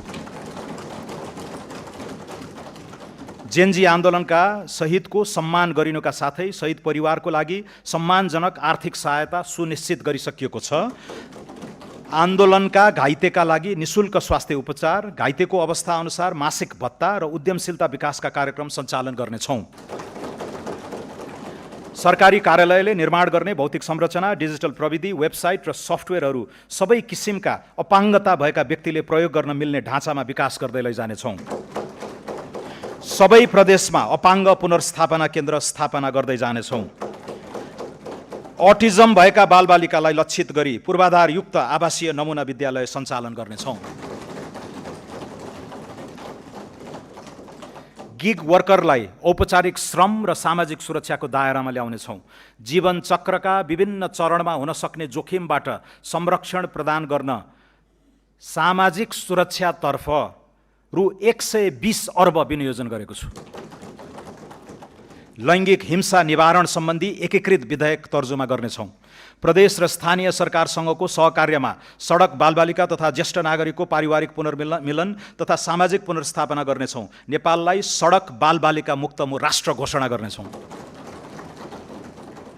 समतामूलक, सभ्य र सुसंस्कृत समाजको निर्माणका लागि छुवाछुत तथा भेदभाव विरुद्ध राष्ट्रिय अभियान सञ्चालन गर्नेछौँ। बाल श्रम, लैङ्गिक हिंसा, यौन दुर्व्यवहार, छाउपडी, महिनावारी विभेद, बालविवाह जस्ता सामाजिक विकृतिको अन्त्यका लागि तिनै तहबाट सामाजिक रूपान्तरण अभियान सञ्चालन गर्नेछौँ। लैङ्गिक तथा यौनिक अल्पसङ्ख्यक समुदायको मर्यादित जीवनयापनका लागि सामाजिक अन्तर्घुलन कार्यक्रम सञ्चालन गर्नेछौँ। महिला उद्यमशीलता विकासका लागि स्थानीय तहमा जीविकोपार्जन सुधार कार्यक्रम सञ्चालन गर्नेछौँ। बाल सुधार गृहको पूर्वाधार तथा व्यवस्थापनका लागि रु 31 करोड विनियोजन गरेको छु। दुर्गम क्षेत्रका ज्यान जोखिममा रहेका गर्भवती तथा सुत्केरी महिला र नवजात शिशुको हवाई उद्धार गर्न रकम विनियोजन गरेको छु। महिला, बालबालिका, लैङ्गिक तथा यौनिक अल्पसङ्ख्यकतर्फ रु 2 अर्ब 27 करोड विनियोजन गरेको छु। कृषि विकास तथा भूमि व्यवस्थापन। रासायनिक मल खरिदका लागि चालु आर्थिक वर्षको विनियोजनमा वृद्धि गरी रु 32 अर्ब 46 करोड पुर्याएको छु। रासायनिक मल आपूर्ति क्यालेन्डर तयारी गरी मुख्य खाद्य बाली लगाउने समयमा सहज वितरण हुने व्यवस्था मिलाउनेछौँ। राष्ट्रिय कृषि आधुनिकीकरण कार्यक्रमका लागि रु 2 अर्ब 7 करोड विनियोजन गरेको छु। किसानको पहिचान कार्य आगामी आर्थिक वर्षमा सम्पन्न गरी परिचय पत्र वितरण सुरु गर्नेछौँ। कृषि योग्य नदी उकास लगायत उपयोगविहीन सरकारी जग्गा र बाँझो जमिनको उपयोग गर्न स्थानीय तहमा भूमि बैङ्कको स्थापना र निजी क्षेत्रलाई एग्रो पुलिङ गर्न प्रोत्साहन गर्नेछौँ। सिराहा र सप्तरीमा आँप तथा सर्लाहीमा गोलभेडा प्रशोधन केन्द्र स्थापना गर्नेछौँ।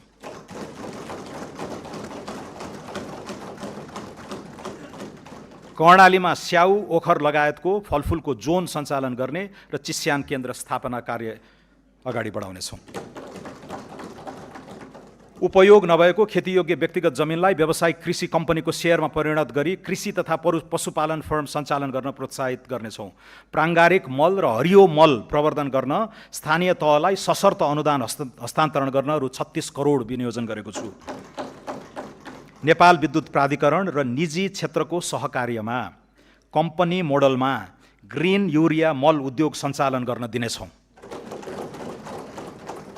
निजी क्षेत्रबाट ग्रिन युरिया उत्पादन प्रवर्धन गर्न खरिद ग्यारेन्टी सम्झौता गरी सहुलियत दरमा विद्युत उपलब्ध गराउने व्यवस्था मिलाउनेछौँ। कृषि बिमाको प्रिमियममा दिइने अनुदान सहुलियतका लागि रु 2 अर्ब 19 करोड विनियोजन गरेको छु। किसानलाई वित्तीय पहुँच प्रदान गर्न र नगद प्रवाह व्यवस्थापन गर्न कृषि उपज भण्डारणको प्रमाणीकरणका आधारमा वेयरहाउस रिसिट फाइनान्सिङ गर्ने व्यवस्था मिलाउनेछौँ। पशु पन्छीमा लाग्ने रोग तथा महामारी नियन्त्रणका लागि आवश्यक पर्ने खोप निजी क्षेत्र समेतको सहभागितामा स्वदेशमै उत्पादन गर्नेछौँ। खोरेत लगायतका रोग नियन्त्रण गर्न रु 24 करोड विनियोजन गरेको छु। हुम्लाको हिल्सा स्थित सीमा नाकामा पशु क्वारेन्टिन स्थापना गर्नेछौँ। 35 वटा नगरपालिकाबाट जग्गा प्रशासन सम्बन्धी एकीकृत सेवा सुरुवात गर्नेछौँ। घर जग्गा खरिद बिक्रीलाई सहज बनाउन जग्गा धनी सङ्केत नम्बर जारी गरी घर जग्गा रोक्का फुकुवा खरिद बिक्री र राजस्व भुक्तानी अनलाइन प्रणालीबाट गर्नेछौँ। भूमिहीन दलित, भूमिहीन सुकुम्बासी र अव्यवस्थित बसोबासीको व्यवस्थापन गर्ने कार्य आगामी आर्थिक वर्षभित्रै सम्पन्न गर्ने व्यवस्था मिलाउनेछौँ।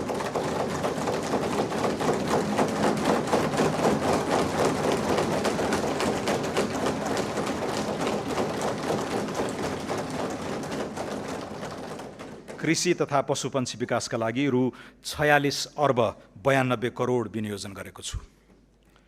वन, वातावरण तथा जलवायु अनुकूलन। चुरे तथा तराई मधेस क्षेत्रको जलचक्रलाई दिगो बनाउन पानीका स्रोत संरक्षण तथा पोखरी निर्माण, पहिरो नियन्त्रण, तटबन्ध निर्माण लगायतका क्रियाकलाप सञ्चालन गर्न करिब रु 1 अर्ब विनियोजन गरेको छु। जडीबुटी तथा गैर काष्ठ वन पैदावारको समर्थन मूल्य निर्धारण गरी खरिद गर्ने कार्य सुरुवात गर्नेछौँ। कर्णालीमा जडीबुटी प्रशोधन केन्द्र स्थापना गर्नेछौँ। कार्बन उत्सर्जन कटौती बापत प्राप्त लाभमा स्थानीय समुदायलाई प्राथमिकता दिई उत्सर्जन न्यूनीकरणका लागि नतिजामा आधारित रेड प्लस कार्यक्रम सञ्चालन गर्नेछौँ। अन्तर्राष्ट्रिय जलवायु कोषको सहुलियतपूर्ण पुँजीमा निजी क्षेत्रको पहुँच पुग्ने व्यवस्था गर्नेछौँ। डढेलो नियन्त्रणका लागि ड्रोन तथा स्याटेलाइटको उपयोग गरी रियल टाइम सूचना आदान प्रदान गर्नेछौँ। जोखिमयुक्त क्षेत्रमा मानव वन्यजन्तु सह अस्तित्व कार्यक्रम सञ्चालन गर्नेछौँ। प्रमुख सहरहरूमा वायु प्रदूषण मापन केन्द्र र केन्द्रीय वातावरण प्रयोगशालाको स्तरोन्नति गर्नेछौँ। वन वातावरण तथा जलवायु क्षेत्रको लागि रु 12 अर्ब 31 करोड विनियोजन गरेको छु। संस्कृति तथा पर्यटन। ऐतिहासिक स्थलहरू तिलौराकोट, देवदह, कपिलवस्तु र रामग्रामको बृहत पूर्वाधार विकास गर्नेछौँ। बृहत लुम्बिनी विकास कार्यक्रमका लागि यो वर्ष 83 करोड विनियोजन गरेको छु। जनकपुरलाई विवाह गन्तव्यको रूपमा विकास र ब्रान्डिङ गर्नेछौँ। राम जानकी पथ र राम जानकी परिक्रमा सडक स्तरोन्नतिका लागि रकम छुट्याएको छु। पर्यटकीय दृष्टिले महत्त्वपूर्ण पहाडी क्षेत्रमा हिल स्टेशनको प्रवर्धन गर्न पूर्वाधार विकासमा जोड दिनेछौँ। हिमाल आरोही तथा पदयात्रीको सुरक्षा र आकस्मिक उद्धारको भरपर्दो व्यवस्था मिलाउनेछौँ। मुस्ताङ र मनाङ लगायत उच्च हिमाली जिल्लामा रहेका 200 वर्षभन्दा पुराना कम्तीमा पनि 2 दर्जन ऐतिहासिक बौद्ध गुम्बाहरूको संरक्षणका लागि विशेष परियोजना ल्याउनेछौँ। कपिलवस्तुको तिलौराकोट, धनुषाको जनकपुर धाम र काठमाडौँको गोकर्णेश्वरलाई विश्व सम्पदा सूचीमा समावेश गराउन कार्य अगाडि बढाउनेछौँ। खप्तड बडीमालिका शुक्लाफाँटा, काँक्रेबिहार पञ्चकोशी रारा, ठाकुरद्वार स्वर्गद्वारी रुरु क्षेत्र, देवघाट मुक्तिनाथ तिलिचो, कालिन्चोक जुगल गोसाईकुण्ड, सखडा धनुषाधाम गढीमाई, हलेसी चतरा पाथिभरा प्रादेशिक पर्यटकीय कोरिडोरको प्रवर्धन गर्नेछौँ। ग्रेट हिमालयन ट्रेल लगायत अन्य पदमार्गलाई रणनीतिक पदमार्गका रूपमा विकास गर्नेछौँ। खप्तड, रामारोशन, बडीमालिका, बुढीनन्दा रारा, स्वर्गद्वारी, मुक्तिनाथलाई जोड्ने गरी उच्च पहाडी पर्यटन पदमार्ग डाँफे रुटको विकास गर्नेछौँ। अपी हिमाल, दोर्दी हिमाल, सिक्लेस कहुपुचे मनाङ, तिनजुरे पाथिभरा ट्रेकिङ रुट विकास गर्नेछौँ। साइकल ट्रेलका लागि उपयुक्त गण्डकी प्रदेशका मध्य पहाडमा परीक्षणका रूपमा कास्की, लिपेनी, थुम्सीकोट, भाचोक लम्तरी, प्रिन्स चार्ल्स रुट हुँदै करापुसम्म र ब्यास, छाब्दी बाराही, बन्दीपुर, छिम्केश्वरी, लाब्दी, देवघाट रुट निर्माण गर्नेछौँ। आदिवासी जनजाति समुदायको संस्कृति संरक्षणका लागि कीर्तिपुर स्थित सङ्ग्रहालयको विस्तार गर्नेछौँ। दलित समुदायको परम्परागत मौलिक सिप, कला तथा पेसाको प्रवर्धन गर्न मधेस, कर्णाली र सुदूरपश्चिमका सघन दलित बस्तीलाई लक्षित गरी नमुना होमस्टे सञ्चालन गर्नेछौँ। 6000 मिटरभन्दा बढी उचाइ भएका र हालसम्म नामकरण नगरिएका हिमाललाई मौलिक नामकरण गरी आरोहणका लागि विशिष्ट बजारीकरण गर्नेछौँ। नागरिक उड्डयन। त्रिभुवन अन्तर्राष्ट्रिय विमानस्थलको स्तरोन्नतिका लागि रु 1 अर्ब 53 करोड विनियोजन गरेको छु। निजगढ अन्तर्राष्ट्रिय विमानस्थलको निर्माण मोडालिटी 6 महिनाभित्र यकिन गर्नेछौँ। गौतम बुद्ध र पोखरा क्षेत्रीय अन्तर्राष्ट्रिय विमानस्थल सञ्चालनको व्यवस्थापनमा निजी क्षेत्रसँग सहकार्य गर्नेछौँ। भरतपुर विमानस्थललाई विस्तार गरी रात्रिकालीन उडान सञ्चालन गर्नेछौँ। प्रदेश सरकारसँगको सहकार्यमा सुर्खेत विमानस्थल विस्तार गर्नेछौँ। मुगुको ताल्चा र दाङको टरी गाउँ विमानस्थल स्तरोन्नति गर्नेछौँ। संस्कृति तथा पर्यटन क्षेत्रका लागि रु 7 अर्ब 34 करोड र नागरिक उड्डयन क्षेत्रका लागि रु 2 अर्ब 93 करोड विनियोजन गरेको छु। श्रम तथा वैदेशिक रोजगार। रिभर्स प्रवासनलाई प्रोत्साहन गर्दै विप्रेषणलाई उपभोगबाट उत्पादनशील प्रयोजनमा रूपान्तरण गर्न विप्रेषण लगानी मिलान कोष सञ्चालन गर्नेछौँ। वैदेशिक रोजगारीबाट फर्किएकाको ज्ञान, सिप र दक्षताको सदुपयोग गर्न रिटर्नी माइग्रेन्ट कार्यक्रम कार्यान्वयन गर्नेछौँ। युवाहरूलाई विभिन्न विषयगत छोटो अवधिका र कार्यस्थलमा आधारित तालिम सञ्चालन गरी सिपयुक्त बनाउनेछौँ। वैदेशिक रोजगारीलाई थप सुरक्षित एवं मर्यादित बनाउन श्रम सम्झौताको पुनरावलोकन तथा नयाँ गन्तव्य मुलुकसँग थप सम्झौता गर्नेछौँ। विदेशमा अलपत्र परेका नेपाली नागरिकलाई उद्धार गर्न र मृत्यु भएका श्रमिकको शव सहज रूपमा स्वदेश ल्याउने प्रबन्ध मिलाउन आवश्यक बजेट विनियोजन गरेको छु। सिप सिकेर मात्र वैदेशिक रोजगारीमा जाने व्यवस्था मिलाउनेछौँ। बिना धितो ऋण र किस्ताबन्दीमा रोजगारदाताबाट भुक्तानीको व्यवस्था गरी वैदेशिक रोजगारीलाई मर्यादित, पारदर्शी र स्वचालित बनाउनेछौँ। वैदेशिक रोजगारीमा जाँदा शून्य लागतलाई प्रोत्साहन गर्दै सेवा शुल्कलाई श्रमिक मैत्री बनाउनेछौँ। औपचारिक च्यानलबाट भित्रिने रेमिटेन्सलाई थप प्रोत्साहित गर्न रेमिटेन्स आप्रवाहको हरेक रिसिटमा आधारित लटरी कार्यक्रम सञ्चालन गर्नेछौँ। अनौपचारिक क्षेत्रका श्रमिकको जीवनयापन र आधारभूत स्वास्थ्यलाई सहयोग पुग्ने गरी सहुलियत दरमा पौष्टिक खाना उपलब्ध गराउने गरी आवश्यक कार्यक्रम प्रारम्भ गर्नेछौँ। श्रम तथा रोजगार क्षेत्रमा रु 3 अर्ब 63 करोड विनियोजन गरेको छु। औद्योगिक विकास।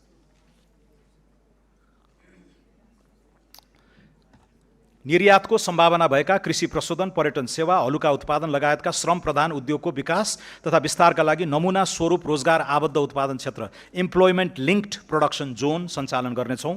उद्योग प्रतिष्ठानको संस्थागत सामाजिक उत्तरदायित्व सम्बन्धी कानुनी प्रबन्ध मिलाउनेछौँ। सरकार र निजी क्षेत्रको सहकार्यमा औद्योगिक क्षेत्र तथा औद्योगिक करिडोरमा स्वच्छ ऊर्जामा आधारित प्रविधिको प्रयोग गरी ट्रिटमेन्ट प्लान्ट सहितको सिवरेज प्रणाली सञ्चालन गर्नेछौँ। उद्योग प्रतिष्ठानमा रहेका परम्परागत बोइलरलाई इलेक्ट्रिक बोइलरले प्रतिस्थापन गर्न सहुलियतपूर्ण ऋण सुविधा प्रदान गर्नेछौँ। 100 उद्योगहरूलाई विद्युतीय वा बायो ब्रिकेटमा आधारित बोइलरमा रूपान्तरण गर्न रु 22 करोड विनियोजन गरेको छु। औद्योगिक पूर्वाधार विकासका लागि रु 65 करोड विनियोजन गरेको छु। खानी सम्बन्धी लाइसेन्सको पुनरावलोकन गर्नेछौँ। नयाँ खानीको अन्वेषणका क्रममा फेज 2 सम्मको अध्ययनका लागि आवश्यक जियोलोजिकल ल्याब र परीक्षण अन्वेषणको व्यवस्था गर्नेछौँ। खानी क्षेत्र, ठुला उद्योग र 5 मेगावाटभन्दा बढी विद्युत खपत गर्ने निजी क्षेत्रबाट विकास हुने औद्योगिक क्षेत्रसम्मको सहज पहुँच तथा विद्युत आपूर्ति एवं प्रसारण लाइन निर्माण गर्नेछौँ। भारी सवारी सञ्चालन हुने औद्योगिक तथा खानी पहुँच सडकलाई विशेष मापदण्डसहित डिजाइन, निर्माण र मर्मत गर्न रु 50 करोड विनियोजन गरेको छु। खनिज तथा निर्माणजन्य सामग्री उत्खनन, उत्पादन, आपूर्ति र प्रयोगको समग्र नियमन तथा व्यवस्थापनका लागि खानी तथा खनिज प्राधिकरण स्थापना गर्नेछौँ। दैलेखमा रहेको पेट्रोलियमको व्यावसायिक उत्पादनका लागि आवश्यक प्रक्रिया शीघ्र अगाडि बढाउनेछौँ। धौवादी फलाम उद्योगमा रहेको नेपाल सरकारको सेयर अंश घटाई सार्वजनिक निजी साझेदारी मोडलमा सञ्चालन गर्ने कार्यविधि अघि बढाउनेछौँ। वातावरणीय दृष्टिकोणले उपयुक्त देखिएका ठाउँ पहिचान गरी ढुङ्गा गिटी बालुवा उत्खनन तथा प्रशोधन आपूर्ति गर्ने व्यवस्था मिलाउनेछौँ। वाणिज्य। विश्व बजारमा उल्लेख्य परिमाणमा निर्यात गरी ब्रान्ड स्थापित भइसकेका नेपाली उत्पादनलाई थप सहुलियत प्रदान गर्नेछौँ। व्यापार तथा लगानी सहजीकरणका लागि व्यापार तथा औद्योगिक लजिस्टिक गुरु योजना कार्यान्वयनमा ल्याउनेछौँ। राष्ट्रिय उत्पादकत्व वृद्धिको गुरु योजना तयार गरी उत्पादनमा आधारित प्रोत्साहन कार्यक्रमका लागि रु 1 अर्ब 18 करोड विनियोजन गरेको छु। भैरवामा एकीकृत जाँच चौकी आइसिपी को निर्माण कार्य शीघ्र सम्पन्न गरी सञ्चालनमा ल्याइनेछ। चाँदनी दोधारामा निर्माणाधीन एकीकृत जाँच चौकी 2 वर्षभित्र निर्माण सम्पन्न गरिनेछ। नेपाल व्यापार एकीकृत रणनीतिले पहिचान गरेका गलैँचा, कार्पेट, धागो, तयारी कपडा, सिमेन्ट लगायतका वस्तु तथा कम तौल उच्च मूल्यका वस्तुको निर्यात अभिवृद्धिका लागि वस्तुगत निर्यात रणनीति तयार गरी कार्यान्वयन गर्नेछौँ। इन्धनको मूल्य स्थायित्व कायम गर्न फ्युचर्स कन्ट्र्याक्ट गर्ने सम्बन्धमा आवश्यक अध्ययन गर्नेछौँ। पेट्रोल पम्पमा न्यूनतम पूर्वाधारसहित EV चार्जिङ स्टेसन जडान गर्न प्रोत्साहन गर्नेछौँ। नेपाल आयल निगमबाट इथानोल उत्पादन गर्ने उद्योगसँग सम्झौता गरी तोकिएको मूल्यमा खरिद गर्ने ग्यारेन्टी गर्नेछौँ। नियामक निकायलाई सुदृढ गरी सबै किसिमका सिन्डिकेट, कार्टेलिङ, कालोबजारी, नाफाखोरी र अस्वस्थ प्रतिस्पर्धाको अन्त्य गर्नेछौँ। उद्योग वाणिज्य तथा आपूर्ति क्षेत्रका लागि रु 8 अर्ब 31 करोड विनियोजन गरेको छु। स्टार्टअप तथा नवप्रवर्तन। स्टार्टअप साना तथा मझौला उद्यमलाई राष्ट्रिय उद्यम इकोसिस्टममा आबद्ध गर्ने प्लेटफर्मको रूपमा नेपाल एन्टरप्राइज फेसिलिटी स्थापना गर्नेछौँ। प्लेटफर्मले उद्यम सम्बन्धी नीतिगत व्यवस्था, नवीन वित्तीय उपकरणको पहिचान र पहुँच, इन्क्युबेसन सहितको सहयोग सञ्जाल र स्वदेशी उद्यम अभियानलाई एकीकृत रूपमा अगाडि बढाउनेछ। कृषि एवं पशुजन्य उद्यम गर्न चाहने 1000 युवा उद्यमीलाई स्टार्टअप सुविधा उपलब्ध गराउनेछौँ।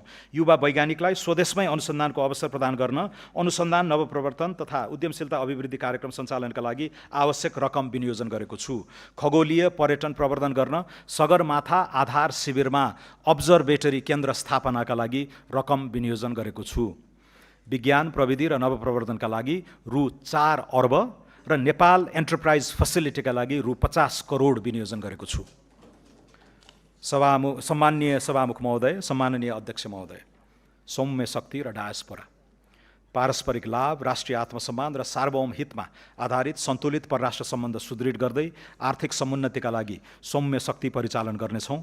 आर्थिक कूटनीति, सांस्कृतिक पहिचान, प्रविधि तथा पर्यटनको एकीकृत उपयोग मार्फत नेपालको अन्तर्राष्ट्रिय उपस्थिति, विश्वसनीयता र प्रभाव विस्तार गर्नेछौँ। संयुक्त राष्ट्रसङ्घ लगायत अन्य बहुपक्षीय तथा क्षेत्रीय मञ्चहरूमा नेपालको भूमिकालाई सशक्त बनाउनेछौँ।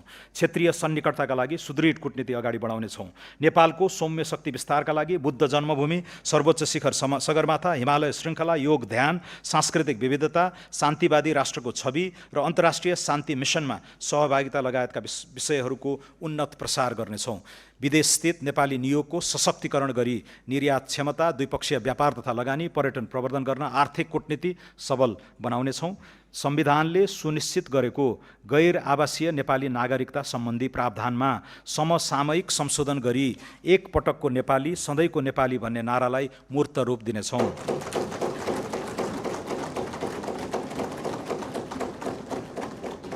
गैर आवासीय नेपालीलाई सबै किसिमका आर्थिक, सामाजिक तथा सांस्कृतिक अधिकार प्रदान गरी राष्ट्र निर्माणको मूल अभियानमा समावेश गर्नेछौँ। बैंकिङ क्षेत्र, बैंक तथा वित्तीय संस्था सम्बन्धी ऐन, बैंकिङ कसुर तथा सजाय ऐनमा समयानुकूल संशोधन गर्नेछौँ। विपन्न तथा साना किसानका लागि कर्जा तथा पशुधन कार्यक्रम साना किसान विकास लघुवित्त वित्तीय संस्था मार्फत सञ्चालन गर्न रकम विनियोजन गरेको छु। बैंक तथा वित्तीय संस्थामा रहेको निष्क्रिय कोषमा रहेको रकम हकवालाले दाबी गरेको बखत उपलब्ध हुने सुनिश्चित गरी तोकिएको कानुनी प्रक्रियाका आधारमा उत्पादनमूलक कार्यमा परिचालन गर्नेछौँ। वाणिज्य बैंक तथा भुक्तानी सम्बन्धी काम गर्ने संस्थाले अन्तर्राष्ट्रिय भुक्तानी नेटवर्कसँग सम्झौता गर्न सक्ने गरी राष्ट्रिय तथा अन्तर्राष्ट्रिय पेमेन्ट एग्रिगेटर तथा नेसनल पेमेन्ट स्विचलाई प्रभावकारी बनाउनेछौँ। पेमेन्ट एग्रिगेटरको नियमनको लागि कानुनी र संस्थागत व्यवस्था गर्नेछौँ। सहुलियतपूर्ण कर्जाको प्रभावकारिता अभिवृद्धि गर्ने गरी तेस्रो पक्षबाट कर्जाको गुणस्तर मूल्याङ्कन गराउनेछौँ। जेनजी आन्दोलनका शहीद परिवार तथा घाइतेलाई समेत यस कार्यक्रमको लाभग्राहीको रूपमा सहभागी गराउनेछौँ। विद्युत खपत बढाउन र प्रदूषण नियन्त्रण गर्न घरायसी प्रयोजनको लागि washing machine, refrigerator, vacuum cleaner जस्ता विद्युतीय उपकरण समेत हायर पर्चेसमा खरिद बिक्री गर्न सकिने व्यवस्था मिलाउनेछौँ। बीमा, धितोपत्र तथा सहकारी, नेपाली बीमा कम्पनीबाट जारी हुने बीमाङ्कको कम्तीमा 20% नेपाल पुनर्बीमा कम्पनीबाट गराउनुपर्ने व्यवस्था मिलाउनेछौँ। दीर्घकालीन प्रकृतिका बीमाको सामूहिक बीमा कोषको नेतृत्व तथा सञ्चालन नेपाल पुनर्बीमा कम्पनीबाट हुने व्यवस्था गर्नेछौँ। जोखिम न्यूनीकरणको लागि पुनर्बीमाको निश्चित हिस्सा विदेशी पुनर्बीमा कम्पनीसँग गराउने व्यवस्था मिलाउनेछौँ। लामो समयदेखि वृद्धि हुन नसकेको तेस्रो पक्ष बीमाङ्क रु 10 लाख पुर्याइनेछ। सवारी दुर्घटना कम गर्न सवारी साधनमा दुर्घटना डिभाइस जडान गर्नुपर्ने व्यवस्था गर्नेछौँ। दुर्घटना, घातक रोग, ढुवानी लगायतको बिमा अनिवार्य गर्नेछौँ। कर्मचारी सञ्चय कोष, नागरिक लगानी कोष, निक्षेप तथा कर्जा सुरक्षण कोष, स्वास्थ्य बीमा बोर्ड र सामाजिक सुरक्षा कोषले सञ्चालन गर्ने सुरक्षण कार्यक्रमको पुनर्बीमा नेपाल पुनर्बीमा कम्पनी मार्फत गर्ने व्यवस्था मिलाउनेछौँ। सहरी क्षेत्रमा भवन निर्माणको नक्सा स्वीकृति गर्दा अनिवार्य रूपमा बिमा गर्ने व्यवस्था गर्नेछौँ। धितोपत्र बजार व्यवस्थापन र कसुर तथा सजाय सम्बन्धी छुट्टै विधेयक संसदमा पेश गर्नेछौँ। वित्तीय ट्रस्टीको नियमन गर्न ट्रस्टी विधेयक तर्जुमा गर्नेछौँ। बचत तथा ऋणको मुख्य कारोबार गर्ने सहकारी संस्थाको अनुगमन र नियमनमा राष्ट्रिय सहकारी नियमन प्राधिकरणको भूमिका थप प्रभावकारी बनाउनेछौँ। समस्याग्रस्त सहकारीका बचतकर्ताको रकम फिर्ताका लागि सहकारीको बचत रकम तथा सम्पत्ति बिक्रीबाट शोध भर्ना हुने गरी चक्रीय कोषको रूपमा स्थापित एकीकृत बचतकर्ता सुरक्षा कोषबाट बचत फिर्ता गर्ने कार्यालयलाई निरन्तरता दिइनेछ।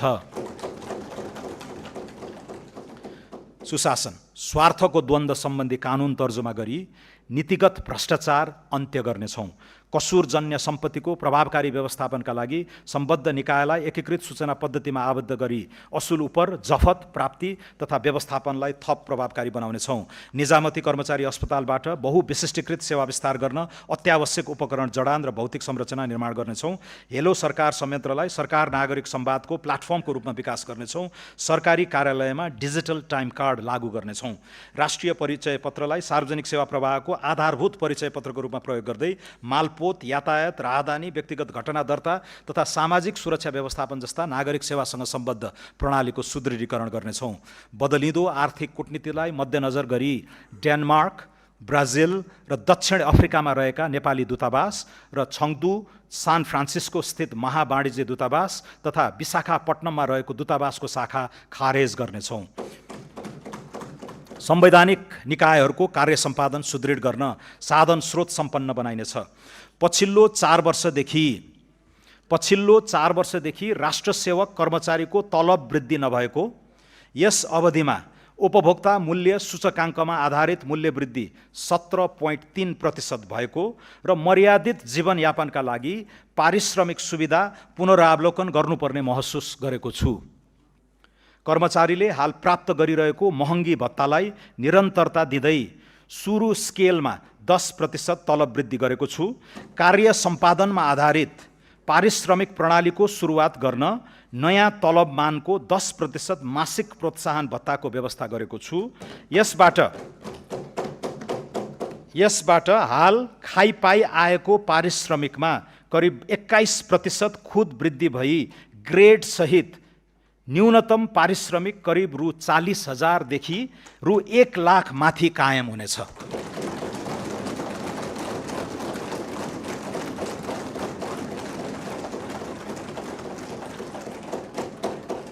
नयाँ तलब स्केल सम्बत 2083 साउन 1 गतेदेखि लागू हुनेछ। कानुनी शासन र राष्ट्रिय सुरक्षा। न्याय प्रणालीलाई छरितो र प्रभावकारी बनाउन सूचना प्रविधिको अधिकतम उपयोग गरी विद्युतीय अदालत व्यवस्थापन प्रणाली विस्तार गर्नेछौँ। विपन्न तथा दूरदराज क्षेत्रका नागरिकका लागि निशुल्क कानुनी सहायता कार्यक्रम सञ्चालन गर्नेछौँ। शान्ति प्रक्रिया तथा सङ्क्रमणकालीन न्याय सम्बन्धी बाँकी कामलाई यथाशीघ्र निष्कर्षमा पुर्याइनेछ। राष्ट्रिय सुरक्षा नीति 2075 को पुनरावलोकन गर्नेछौँ। नेपाली सेनाका जवानहरूको आवास स्तरोन्नति कार्यक्रमलाई निरन्तरता दिँदै रु 2 अर्ब विनियोजन गरेको छु।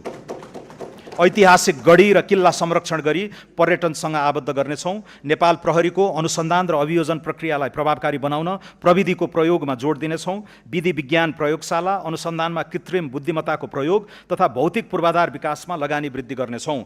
नेपाल प्रहरी र सशस्त्र प्रहरीको अवकाशको सेवा अवधि र निवृत्त भरण सुरु हुने अवधिका बीचमा रहेको विद्यमान अन्तर पुनरावलोकन गर्ने विषयमा अध्ययन गर्नेछौँ। सशस्त्र प्रहरी बल नेपाललाई अन्तर्राष्ट्रिय सीमा सुरक्षाको डेडिकेटेड व्यावसायिक फोर्सको रूपमा विकास गर्नेछौँ। कारागारको सुदृढीकरण, क्षमता विस्तार तथा खुला कारागारको अवधारणा कार्यान्वयन गरी सुधार गृहका रूपमा रूपान्तरण गर्दै लगिनेछ। विपद प्रतिकार्यमा संलग्न जनशक्ति र स्वयंसेवकको क्षमता विकास गर्नेछौँ। विपद पश्चातको क्षतिपूर्ति, राहत र पुनर्निर्माणका लागि बिमा लगायतका जोखिम हस्तान्तरणका उपकरणहरूको विस्तार गर्नेछौँ। सङ्घ, प्रदेश र स्थानीय तहबीचको अधिकार, जिम्मेवारी र कार्य सम्पादनको दोहोरोपना हटाउन कार्य विस्तृतीकरणको पुनरावलोकन गर्नेछौँ। 3 तहबीच विद्यमान दोहोरो करको विवादलाई क्षेत्राधिकारको स्पष्टता र कानुनी सुधार मार्फत समाधान गर्नेछौँ। सङ्घीयता सुदृढीकरण र स्थानीय सेवा सुधारका लागि शासकीय नवप्रवर्तन चुनौती फन्ड स्थापना गर्नेछौँ। सम्माननीय सभामुख महोदय, सम्माननीय अध्यक्ष महोदय, अब म माथि उल्लेखित क्षेत्रगत नीति र कार्यक्रम कार्यान्वयनका लागि विनियोजन र स्रोत व्यवस्थापनको अनुमान प्रस्तुत गर्दछु। आगामी आर्थिक वर्षका लागि कुल खर्च रु 2124 अर्ब 34 करोड विनियोजन गरेको छु।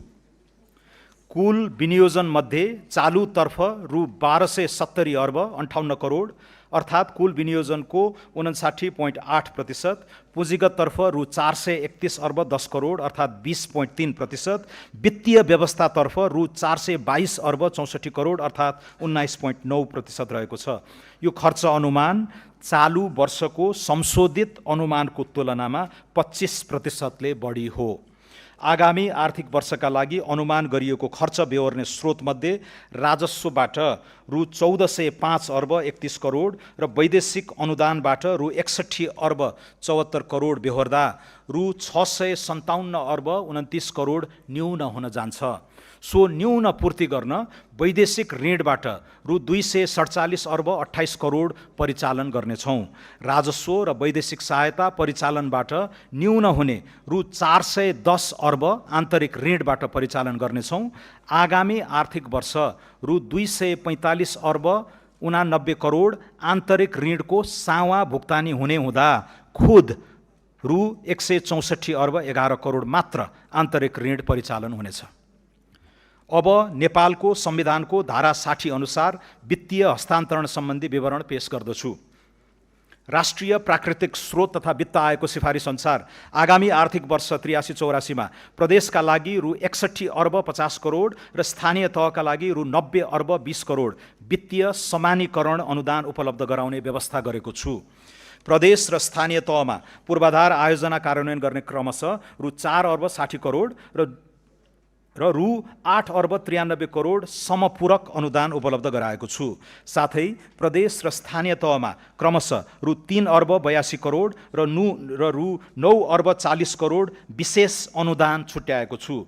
सङ्घीय सरकारका आयोजना कार्यान्वयनका लागि प्रदेश र स्थानीय तहमा क्रमशः रु 39 अर्ब 72 करोड र रु 206 अर्ब 8 करोड सशर्त अनुदान विनियोजन गरेको छु। प्रदेश र स्थानीय तहलाई राजस्व बाँडफाँडबाट कुल रु 175 अर्ब हस्तान्तरण हुने अनुमान छ। आगामी आर्थिक वर्षमा राजस्व बाँडफाँड रोयल्टी समेतबाट र वित्तीय हस्तान्तरण गरी प्रदेश र स्थानीय तहमा रु 600 अर्बभन्दा बढी परिचालन हुने प्रक्षेपण गरेको छु। सम्माननीय सभामुख महोदय, सम्माननीय अध्यक्ष महोदय, अब म आर्थिक वर्ष 83-84 को राजस्व नीति तथा कार्यक्रम प्रस्तुत गर्दछु। व्यवसाय मैत्री कर नीति, सरल एवं स्पष्ट कर कानुन, स्वैच्छिक कर सहभागिता र चुस्त कर प्रशासनको विकास गरी आर्थिक क्रियाकलाप विस्तार गर्न दिआएका उद्देश्य लिएको छु।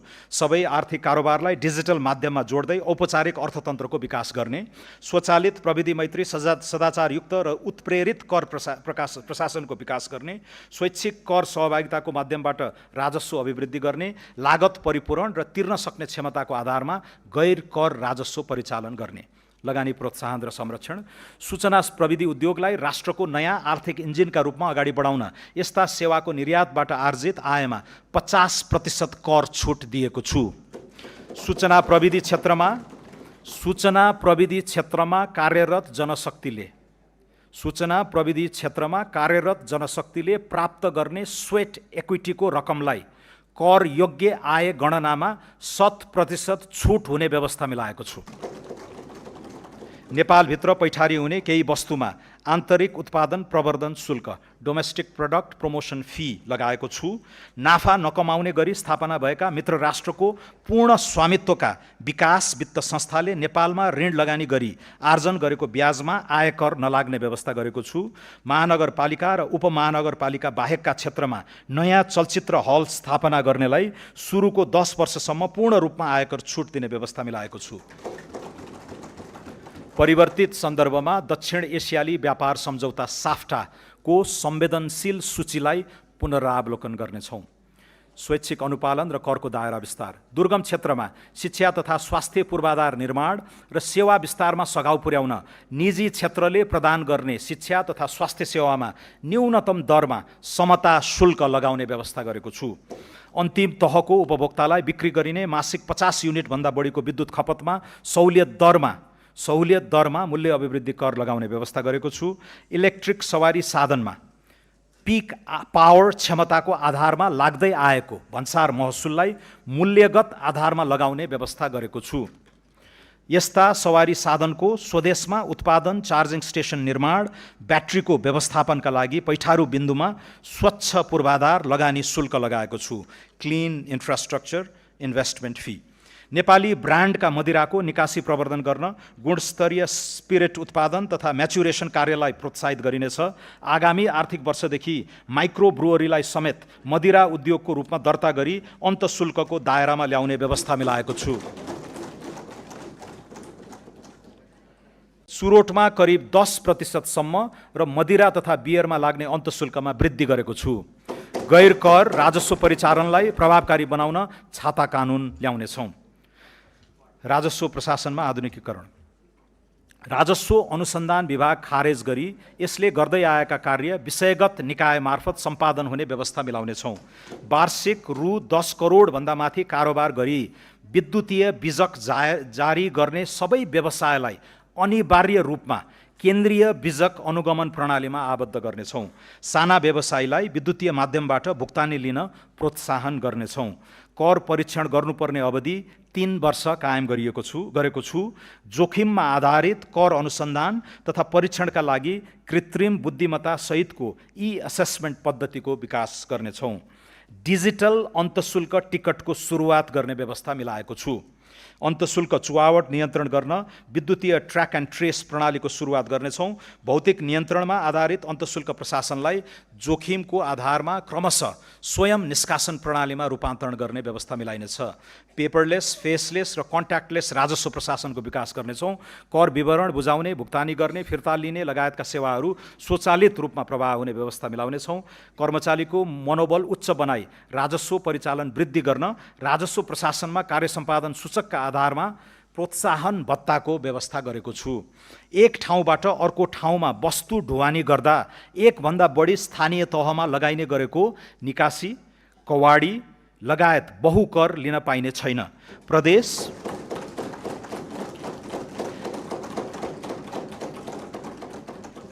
र स्थानीय तहका कर भुक्तानी गर्दा स्थायी लेखा नम्बर खुलाउनु पर्ने व्यवस्था गर्नेछौँ। असल व्यवसायीको सम्मान एवं व्यापार सहजीकरणको लागि अथोराइज्ड बिजनेस पर्सनको पहिचानसहित भन्सारमा ब्लू लेन मार्फत जाँच पास गर्ने व्यवस्था मिलाउनेछौँ। कारोबार मूल्यमा आधारित अनलाइन भन्सार जाँच पास प्रणालीलाई थप सुदृढ, पारदर्शी र यथार्थपरक बनाउनेछौँ। भन्सार जाँच पास पछिको परीक्षण कार्यालयको पुनर्संरचना गर्नेछौँ। स्थल मार्गबाट नेपाल प्रवेश गर्ने पर्यटकको सहजीकरणका लागि सबै मूल भन्सार कार्यालयमा सवारी साधनको अस्थायी पैठारी घोषणा गर्ने र शुल्कको भुक्तानी अनलाइनबाट हुने व्यवस्था मिलाइसकेको छु। वैवाहिक पर्यटनलाई प्रोत्साहन गर्न विवाह प्रयोजनका लागि ल्याउने सामान घोषणा, धरौटी लिने र विवाह सकेर फर्कदा धरौटी फिर्ता दिने व्यवस्थालाई स्वचालित बनाउनेछौँ। पर्यटकलाई कानुन बमोजिम तोकिएको सीमाभित्र परिवर्तीय विदेशी मुद्रा ल्याउन पाउने सरल व्यवस्था गर्नेछौँ। प्रविधि मैत्री निगरानी र संयुक्त रूपमा बजार अनुगमनबाट सीमावर्ती क्षेत्रमा हुने चोरी पैठारी नियन्त्रण गर्नेछौँ। अन्तर्देशीय भन्सार प्रशासनसँग मालवस्तु आइपुग्नु अगावै सूचना आदान प्रदान गर्ने सम्झौता थप विस्तार गर्नेछौँ। कर सहुलियत, छुट तथा सुविधा। नेपालभित्र कृत्रिम हातखुट्टा र अपाङ्गता सहयोगी सामग्री उत्पादन गर्ने उद्योगको नाममा पैठारी हुने कच्चा पदार्थको आयातमा भन्सार महसुल छुट दिएको छु। आवासीय भवनको बिमा बापत अधिकतम 10,000 रुपैयाँसम्म आयकर प्रयोजनको लागि कट्टी गर्न पाउने व्यवस्था मिलाएको छु। विकास निर्माण आयोजना सञ्चालनका लागि जग्गा प्राप्ति गर्दा घर जग्गा रजिस्ट्रेसनको लागि तोकिएको सरकारी मूल्याङ्कनसम्मको रकममा पुँजीगत लाभ कर नलाग्ने व्यवस्था गरेको छु। कृषि प्रशोधन उद्योगमा पहिलो 10 वर्षको आयकर पूर्ण रूपमा छुट र कोल्ड स्टोर, प्याकेजिङ तथा टेस्टिङ ल्याब सहितका मेसिनरी उपकरणको आयातमा लाग्ने मूल्य अभिवृद्धि कर छुट हुने व्यवस्था मिलाएको छु। कर परिपालना गर्ने करदातालाई उच्च सम्मान, सुविधा र कार्यप्रणालीमा सरलीकरण गरिनेछ। सम्माननीय सभामुख महोदय, सम्माननीय अध्यक्ष महोदय, आर्थिक वर्ष 2081-82 को यथार्थ खर्च, चालू आर्थिक वर्ष 2082-83 को संशोधित अनुमान र आगामी आर्थिक वर्ष 2083-84 को स्रोत सहितको व्यय अनुमान यसै साथ पेश गरेको छु। अनुमानित आय व्ययको विवरण अनुसूचीमा उल्लेख गरेको छु। दात्री राष्ट्र र निकायबाट प्राप्त हुने प्राविधिक सहायता र अन्तर्राष्ट्रिय गैर सरकारी संस्थाबाट परिचालन हुने सहायता सम्बन्धी विवरण समेत यसै साथ पेश गरेको छु।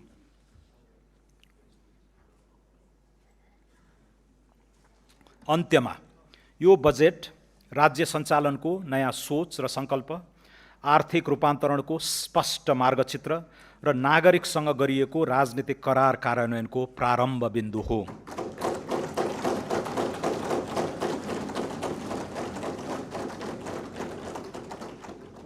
सुशासन, मध्यम वर्गको उदय, उत्पादनशील रोजगारी, प्रतिस्पर्धी अर्थतन्त्र र सम्मानपूर्ण जीवनको आधार निर्माण गर्ने लक्ष्यसहित प्रस्तुत यो बजेटले राज्यको भूमिकालाई नियन्त्रक र नियामक मात्र होइन, अवसरको सर्जक संस्थाका रूपमा पुनः परिभाषित गर्न खोजेको छ। यो बजेटले ऊर्जा, कृषि, वन, उद्योग, पर्यटन, सूचना प्रविधि र मानव पुँजीलाई आगामी दशकको आर्थिक समृद्धिका संवाहक क्षेत्रका रूपमा अघि बढाई अर्थतन्त्रमा संरचनात्मक सुधारको नयाँ चरण प्रारम्भ गरेको छ। यस बजेट मार्फत राजकाजमा थिति बसाल्ने, निजी क्षेत्रको आत्मविश्वास पुनःस्थापित गर्ने, सार्वजनिक सेवा प्रवाह संयन्त्रलाई प्रविधि अनुकूल र जवाफदेही बनाउने तथा उत्पादन, नवप्रवर्तन र उद्यमशीलतामा आधारित नयाँ आर्थिक सूचक्र प्रारम्भ गर्ने आधार तयार गरिएको छ। कर प्रणालीलाई सरल, न्यायोचित र उत्पादनमुखी बनाइएको छ। सार्वजनिक खर्चलाई मितव्ययी र परिणाममुखी बनाइएको छ।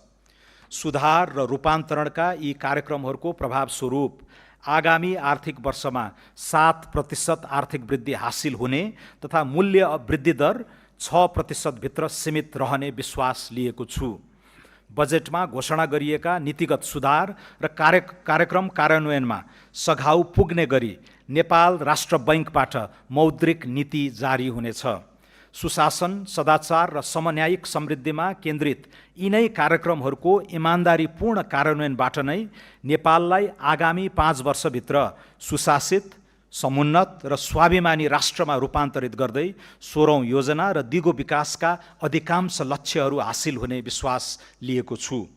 बजेट तर्जुमा गर्दा मार्गदर्शन गर्नुहुने सम्माननीय राष्ट्रपति, सम्माननीय प्रधानमन्त्री, सम्माननीय सभामुख, सम्माननीय अध्यक्ष र राजनीतिक दलका नेतृत्वप्रति हार्दिक कृतज्ञता व्यक्त गर्दछु।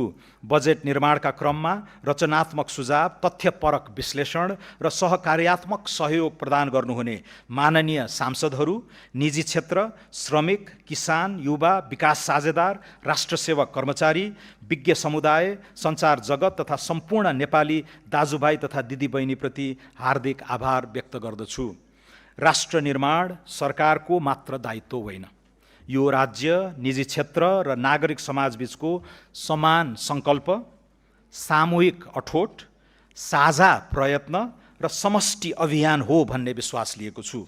बजेट केवल आङ्किक विवरणको प्राविधिक प्रस्तुति होइन, न त यो अर्थ राजनीतिक दस्तावेज मात्रै पनि हो। यो त जनताले दिलैदेखि पत्याएर अनि भित्रैबाट भरोसा राखेर शासकीय जिम्मेवारी सुम्पेको सरकारले मुलुकलाई सुधार्न र सपार्न बनाउने विकासको बाटोको भरपर्दो नक्सा हो। यो दस्तावेज नागरिकको मनसँग जोडिन सकेन भने यसका अक्षर र अङ्क जतिसुकै सही भए पनि ती निर्जीव रहन्छन्। नागरिकहरूको सद्भाव, समर्थन र सहयोग सरकारको अविनाशी पुँजी हो, जसको बचाउ र बढोत्तरी गर्नेतर्फ यो सरकार सदा कृत सङ्कल्पित रहनेछ। प्रस्तुत बजेटले अगुवाई गर्न लागेको राष्ट्र निर्माणको यात्रामा सबै राजनीतिक दल, निजी क्षेत्र, श्रमिक, किसान, युवा, उद्यमी, प्रवासी नेपाली तथा सम्पूर्ण नागरिकलाई शिष्ट संवाद, सहकार्य, सार्थक सहभागिता र राष्ट्रिय एकताको साझा भावनासहित साथ दिन हार्दिक अपिल गर्दछु। धन्यवाद।